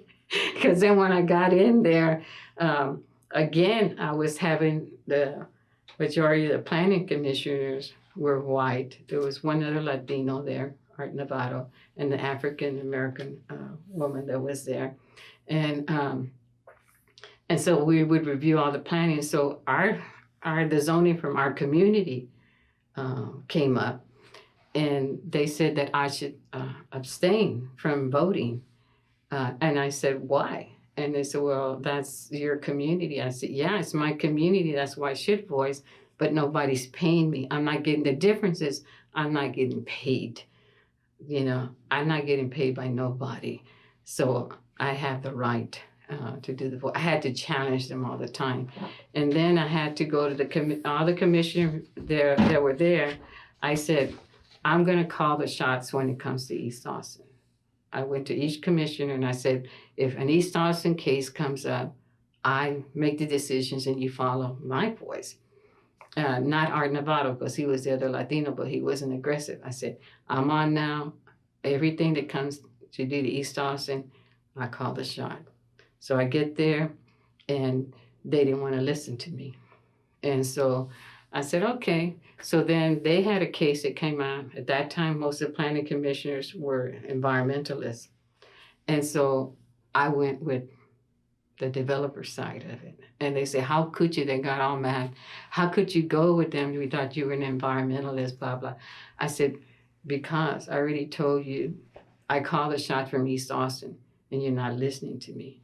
I said, if you're not going to listen to me, I'm the deciding vote. I was the deciding vote, which way to go to.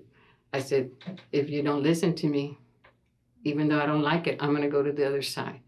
Because I want y'all to know that I'm going to call the shots for East Austin. And I taught them 2 lessons that way, painful lessons.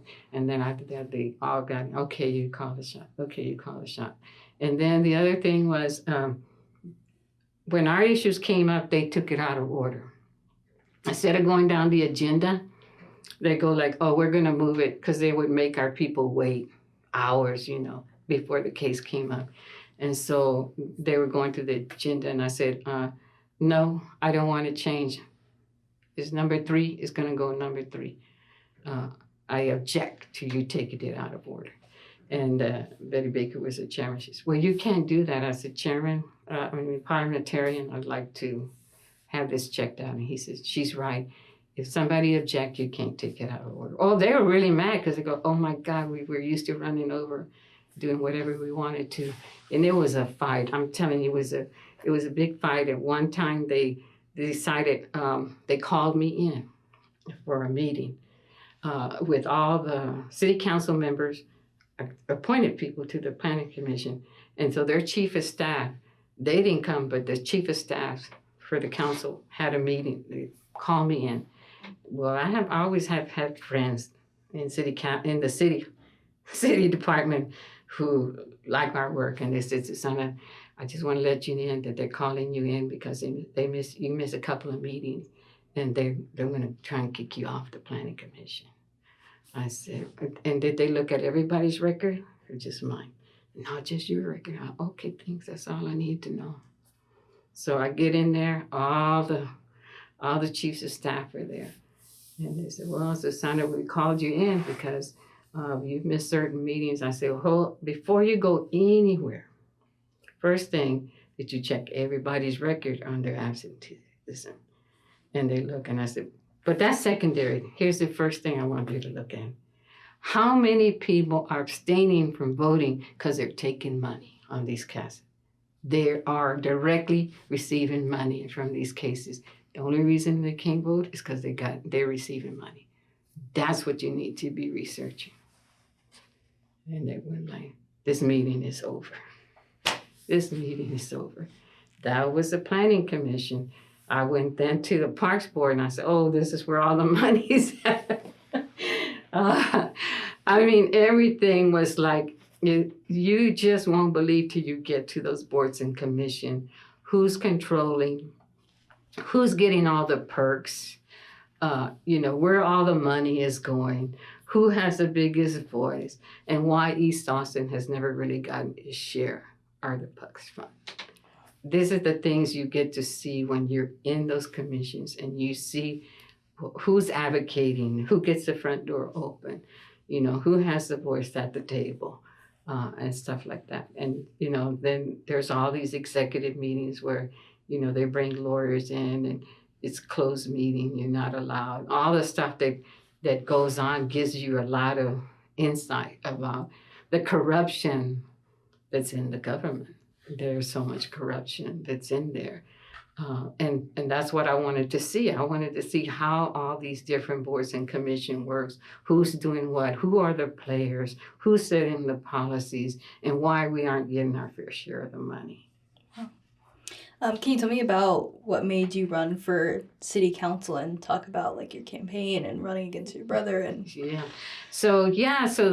When it came, we had worked on the whole issue of getting single member districts. That was the most important thing, is that I had before been on the charter committee trying to get single family. Several times we were trying to get single member districts done, and we finally got it done.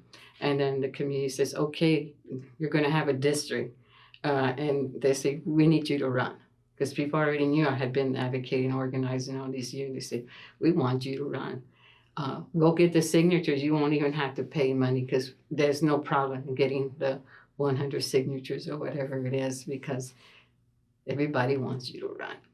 And I said, okay, yeah, I'll run. I already know all the system. I see how it all works and everything. I announced very early on in January. Well, the powers that be said, oh my God, we cannot get Susana running. We cannot have Susana as a city council member because that lady is going to just give us hell, right? And she's going to organize. So they tacked on my brother. My brother had always been involved in the Democratic Party and so forth. And they said, well, here's a person we can get to run and we can really control him. He's not outspoken like she is. And we'll get him to run. So about 3 months later, my brother decides to run for city council. And so that was a really hard thing that happened, because now I was going to have to be running against my own brother running for city council. Had my dad been alive, he would tell my brother, you're not running against your sister. My dad was really on about we taking care of each other and you're not doing things like that. But because both of my parents were already deceased, it wasn't, my brothers went and talked to him and said, look, Pio, don't run. That Susana's always been working. She's a great organizer. You should just get out, let her do it. But he had a lot of people who were developers and everyone who saw me as a radical person who said, no, you need to, we'll back you up, we'll give you money, we'll help you run your campaign, and so forth. And so, I'd come up with lots of strategies with my committee. We worked on, what we wanted to work on was, affordable housing, using public land that would not cost, that would keep the payment down by using public land to build housing. That was a really big issue on the agenda. There were several things, employment, small business loans for people, because we knew we had to get our people back into the whole small business and stuff. And we worked on, a whole campaign, went door to door. I mean, I knew every street. The district was bigger than I thought. I was doing a lot of walking, but I didn't. I met a lot of people. got a lot of support. Uh, and it was like we were on, and that I had 11 guys run against me. I was the only woman. I told him, can I find one more guy, be the dirty dozen? But it was 11 guys running. 11 guys running against me in that seat.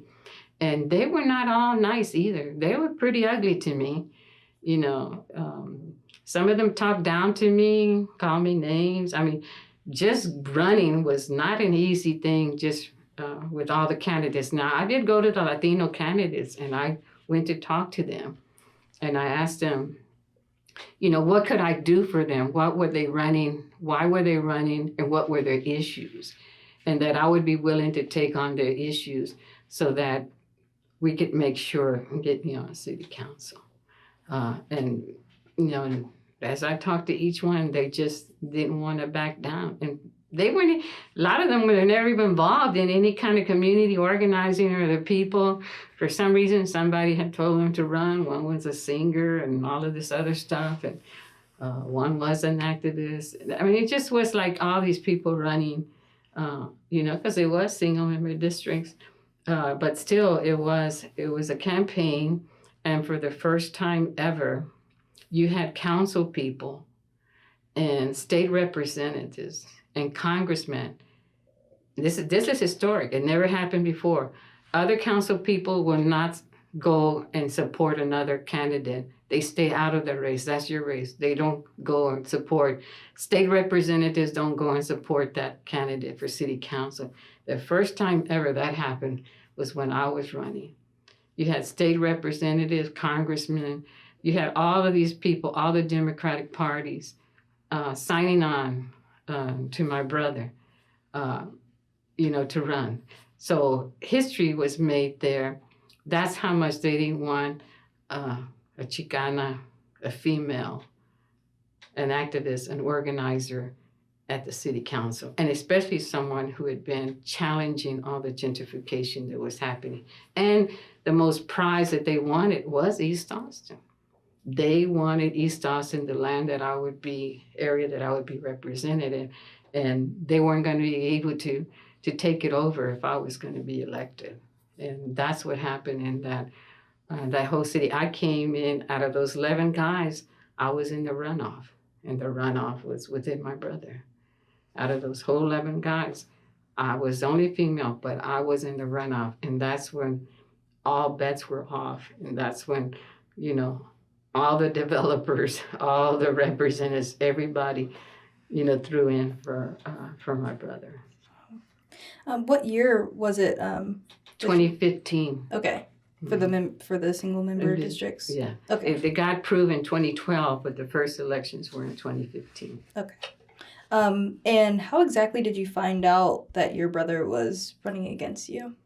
Yeah, I don't know if I got it through whispers, and then I went and talked to him. I said, is it true you're running for city council? And he said, well, yeah. And I talked to him too. I said, look, tell me what the issues are. I can work on them. I've been out here organizing. Everybody wants me to be on city council, so what can I do to get you not to run, And he said, well, it doesn't really matter. Well, I got people that want me to run. And I said, well, what's your whole reasoning? What are you running on? What is it? Like I said, tell me the issues. I'll run on them. If there's something that we need to do. He said, well, no. He really never really gave me an answer about it. And that's when, then after that, my brothers and sisters found out. They went to talk to him too, to try to get him not to run. And he just would not, he would just not step down on it. Did that affect your relationship at all? Absolutely, because it's sort of the whole campaign divided the family. It divided the family because they were very upset with him. Matter of fact, then the next family celebration, everybody was there but him. He did not come because if he did, the family was going to all at one time bend his ear, and he didn't want to have to. He didn't want to have to face the unity of the family telling him not to run. But yeah, it really did. And then it's hard for my brothers and all them, and even for my sister. They all voted for me. They all came from my fundraiser, and my brother was upset with them.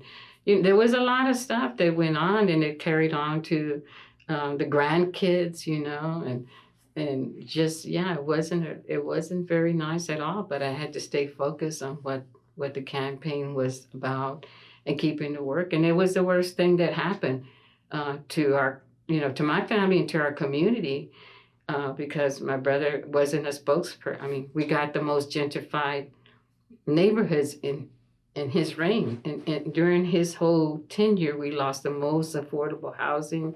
We had the most housing demolished. We had the most expensive house built in our neighborhood. We had the most developers come into our neighborhood. That's when you started to see, all of our people get displaced was under his reign as a city council. He did not advocate for our community. And I still run into people today that said, man, you should have won. I wish you would have won. Look what happened to us. We can't even live there anymore. So who exactly wanted you to run for city council? Oh, we work with the Go Valley Johnston neighborhood, the Stewart Neighborhood Association, the Montapas Neighborhood Association, the Commerce Cove Neighborhood Association, the Gardens Neighborhood Association. It was the grassroots community that wanted me to run, not like politicians and lawyers. It was actually the grassroots communities that wanted me to run, and some of the mainstream environmental groups that all supported me in running. Well, you talk about how this situation has kind of gone down to like the grandchildren and everything like that. Can you tell me about your children, your grandchildren, and kind of if they're following in your footsteps of advocacy? Yeah, like a lot of I noticed that a lot of the things that they've gone through the Young Scholars for Justice, or just following me in the different meetings, and they've gone to meet like other youth groups in other states through the Southwest Network. Also had a youth component, and so they've gotten to travel and meet other people. And even if they're not like in the organization or movement, like my daughter would advocate for her workers because she worked at the Montessori schools about them getting paid and about their hours. And I looked at her and was like, okay, that's why I tell people, if you just take care of your family or your coworkers or, your colleagues, you don't have to do the organization. But they've all been involved. And then my grandsons have also gone through the Young Scholars for Justice and have been in the program and have gone to city council, have done surveys. They know about it. And my youngest grandson, he's now co-coordinator of the Young Scholars for Justice. So he's in there. He's really liking it, being in that particular position and movement with Willette. And so they continue, whether they're working at other jobs, they know how people should be treated and how people should be respected. And to me, that's real important for them to know that and to understand what's happening, throughout the world. Yeah. And can you tell me a little bit about your husband and, that meeting him and everything? Yeah, I kind of don't want to go into the real private stuff, but I really stay into the organizing part of it. Okay. And that's why you'll see my pictures. I really didn't put the family in the whole history. It's just because too, during the elections, then people were trying to single out my children and saying things, and I'm like, I don't even want to get into that particular side of it. Yeah, totally understandable. And then recently you were in a car accident. Are you able to talk about that and how that affected you? I've had a lot of challenges in my life, but I think that one was the most challenging part of my life because I was heading to work early Saturday morning, not to work, but to leave the table because one of the staff person was going to have an event. And so I had the tables and chairs in my car. And I said, I'm going to go drop them off. And I'm heading down 183 from Montopolis, and it splits to 183 Airport, 7th Street, 5th Street, Cesar Chavez. And so I'm coming down, and the people are coming from the toll road. And so they're coming down pretty fast. So as I go over to my lane, boom, I get hit. I spin around, and I find myself under the Montopolis Highway, the highway going to Montopolis 183. And my car, I lose control, brakes are not working, steering wheel is not working. And all of a sudden, the car, I see the grass, and all of a sudden, the stupid car decides to straighten up, and I'm heading straight to the cement pillar under the highway. And I'm heading, there's nothing I could do. I'm heading straight to it, and I just think I actually say, this is it, I'm gonna die. I tell myself, okay, Susana, this is it, you're gonna die. I'm heading, there's nothing I can do. I'm going straight to that cement pillar. Pow, I hit it. The airbags explode in all kinds of directions. And, I'm just like, I'm just going like, but my eyes, like, I feel like it's like maybe a second that my eyes like blink when the airbags go off. And the next thing I know, I'm there and I'm in excruciating pain. I'm like, oh my. And all I could say is, help me, somebody help me. And thank goodness the 911 comes on in the car. It's like, I think I have something through my phone or something, or Siri calls 911. I'm not sure if Siri calls 911. Somebody calls 911 on my phone, and 911 comes on, and I said, help me. And they're saying, well, where are you? And I said, I'm on, I could barely speak, and I said, I'm 183. It says a child is under the highway. Help me. And then I guess I didn't know that it was the guy who had hit me. He comes and he stoops down, and I grabbed his hand. I said, please help me, please. All I can say is, I'm saying, please help me. There's two things I say, please help me, please don't go. And so the guy, I guess he lets go of my hand. I told him, please don't go. But he's having to call 911. And so he's gone, and then all of a sudden, I'm pretty much like in excruciating pain. I don't know where I'm hurting real bad, but I know I need help. And then I feel like this angel comes. So this lady comes, and she grabs my hand, and I tell her, please help me. And she says, well, you're conscious. She said, let me tell you. She says, I'm not a doctor, but I know a lot of things. She said, and the good thing is that you're conscious, and that's the best sign. She said, I believe you've broken your leg. She says, and I don't know where else. She says, but you're conscious, and that's a good sign. I'm going to help. And she starts to ask me, I don't know. She's asking me questions. I can't remember asking her everything, right? But then every time I'm like in a panic, she tells me, okay, real slowly, I want you to breathe in very slowly, not hard. She said, now exhale. So she calms me, right? And she says, is there anyone I can call? I said, yeah, call my daughter. But the phone is on the passenger side. So she goes to get the car and the phone, and I told her, don't leave me. She said, I don't worry, I'm not going to leave you. I'm just going to get the phone. But she can't open the door. It's jammed. So she comes back, and she said, well, I have a phone. I can call her. And at that point, I told her, I don't remember any numbers. I don't know any numbers. By heart, they're all on the phone. She said, that's all right. And so she's talking to me, and then the firemen come. Same thing happens. She lets go, and by this time she knows my information. She knows who I am. I don't know how. I guess I must have told her this. I don't remember, but she knows a lot of my information. She's giving it to them, and then the fireman holds my hand, and I tell him, please help me. Don't let me go. He said, you're okay. I got you.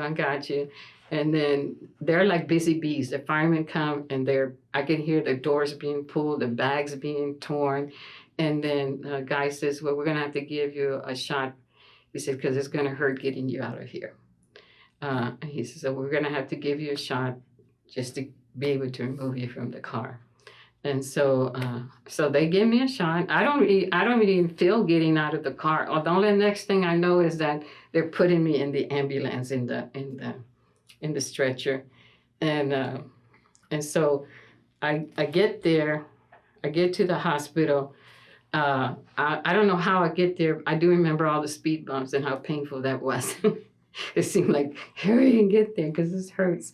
And I get there, and I don't even know how oh, that's right, because I'm there. And the fireman holds my hand, and I remember a number. So I told her, call Kelly, tell Kelly, the young girl that was talking, tell her I got a number. And so she comes, and I said, you can call Danielle. She says, Daniela. I said, no, Danielle. So I give her the number, and she calls Danielle. And the only reason I remember his number is because he's always had a landline. He's the only one that's had the same number for about 30 years. You know how we've had different cell phone numbers, but he had the same number. So I remember he calls my daughter, and then my daughter, but it turns out the guy that comes to get the wrecked car, he recognized me. He calls the daughter of the board chair and says, look, Susana's been in a bad wreck, and I'm here. And they start calling. So the network starts going, and I get to the hospital, my daughter's already there. The doctor comes in and he says, hola, señora. That's what the doctor tells me. And I told him, I'm bilingual. And he said, good, because I'm not. And then my daughter says, oh, she speaks English, but she screams in Spanish. And I said, ay, ay, just to let them know. When he says, well, what hurts you? What hurts you? And I'm thinking I'm bleeding. I feel like I'm bleeding from my stomach. I said, I'm bleeding. And he says, no, you're not bleeding. He said, and that's what hurts you? And I said, yeah, that's what hurts me. Well, I didn't know I had broken my tibia and my bone is sticking out here, and I've shattered my right foot. All I could think is that I'm bleeding here. So he said, are you sure that's the only thing you feel? I was like, yeah, that's the only thing. And the next thing I know, they're taking me, and next thing I know, I hear my older son. I can hear his voice. And then I said, Vida, Vida. I call him, he comes over, and I'm telling him to say, don't leave me. Don't leave me. And I don't know what else, because then he's gone, right? But when I finally get there, told I broke my tibia and my ankle and shattered my right foot, and they got this crazy contraction. They've done an immediate surgery on my leg, and they have to wait, and then they do a surgery on the right foot, and then I go through like 3 different surgeries, and then I'm in like intensive care. People come in. I don't remember everybody. As they come in, everybody comes with flowers, and they tell them, no, she can't have flowers. You can't bring flowers into the intensive care, and so. I remember some people coming to see me. Some people I do. Some people told me they were there, but they saw I was pretty out of it. And because I don't take any drugs or anything, and so, I can take an aspirin or a Tylenol and I'm gone. I'm knocked out. That's how it is with me. I don't do it. So that medicine, I mean, it had me all loopy. I didn't know who I was or anything. I was pretty drugged up during the whole time I was there. But I went to 4 months on the wheelchair, a month on the walker, and then now graduated to the cane. And it was a very big, because I'm used to getting up, going to meetings, making calls, doing things. And I remember my sister, because she came to take care of me 4 days out of the week, be there with me. And then my son, he's off on Fridays, and then my daughter coming. Everybody was pitching in, right? And my sister says, man, this is the most time we spent together. She said, because every time I call you, you say, I'm in a meeting. I'll call you back. And then I realized, oh my God, my life has been so busy. Maybe my sister, but we'd get to have like tea and coffee and sit outside in the wheelchair. She'd take me walking, then I'd have to walk. She did all the exercises I needed, to do during the time. And then my son and my daughter and my grandkids. So it was like, but it was really hard. It was really hard not being able to be mobile. And then it was really hard because I was on so much different like pain pills and other medicine that I couldn't focus. I'd try to read, and like the letters would come off the page of the book. and I tried to think, and I couldn't concentrate that long. And then it took me a little time before I started weaning myself. I told the doctor, I'm not going to take it unless I'm really in intense pain because I can't think. My mind is all fuzzy with all these drugs. And he says, well, I could do it, but for the first 2 weeks, don't even try it. He said, because you'll have so much excruciating pain. You'll feel like you're going to die. You got to take it. You got to wait for the month at least. And then you can start, seeing how you can cope with everything. And so that's kind of what I did. And then, I started taking Zoom calls. My team, and the staff took over, all the work. I was so proud because I have this dynamic staff and I always tell them, you got to learn about every issue. You don't have to be the perfect one on it, but you've got to know because I always tell them life happens. And they finally realized life does happen and that they had to step in and do the work. But it would be like, I could finally scoot myself on the sofa and sit there. And then I forgot the remote was on. I mean, things like that would be like, it was a big challenge. And it was a lot of pain, a lot. And I'm still not through with the pain. It was having to live through all of that pain. So was there a car malfunction or was it just the No, crash? it's just that I hit just the way that it was a van that hit me. Okay. And so that's kind of what threw the whole car out. It was a hybrid car. And the fact that when I hit the cement, all the front came in, and that's why my legs took all the pressure, Also, when was the crash exactly? It was August the 2nd, 2024. Okay. And then last question before we wrap it up. You remain active politically. Can you tell me what keeps you going? Oh, yeah. I think that the whole staying on the path for justice, seeing all the things that are wrong and the things that need to be fixed, and the next generation. I don't want the next generation to live through indignities and, discrimination and racism. The things that I experienced and went through, I wouldn't want nobody to go through that. And so to me, that really keeps me going. And I'm a very spiritual person too. So, I pray every morning, I pray every night, I connect myself with Mother Earth. I go outside, I make it a habit to go outside at night and look at the stars and the moon. And if it's a beautiful moon, I'll howl at the moon. My kids always get mad that I'm always howling at the moon. But I'll howl at the moon. It's like my relationship to, Mother Earth, Father, Son, and the heavens, and being, a spiritual person, and realizing that, I was put on this path to justice, and it brings me happiness to address a lot of injustices. And I remember a lot of my friends said, "You're still doing that?" Like if it was a fad or something. I said, "Well, I can't just be a couch potato. I can't pretend that everything's just great when it's not. Not me. I don't know. I have this vision and I see things, and if I don't like them and I don't see how things are going, then I need to speak up, and then I need to be a model for my children and my grandchildren, and other people need to be models so that they know that they have to resist and they have to speak up, and they have to work for humanity.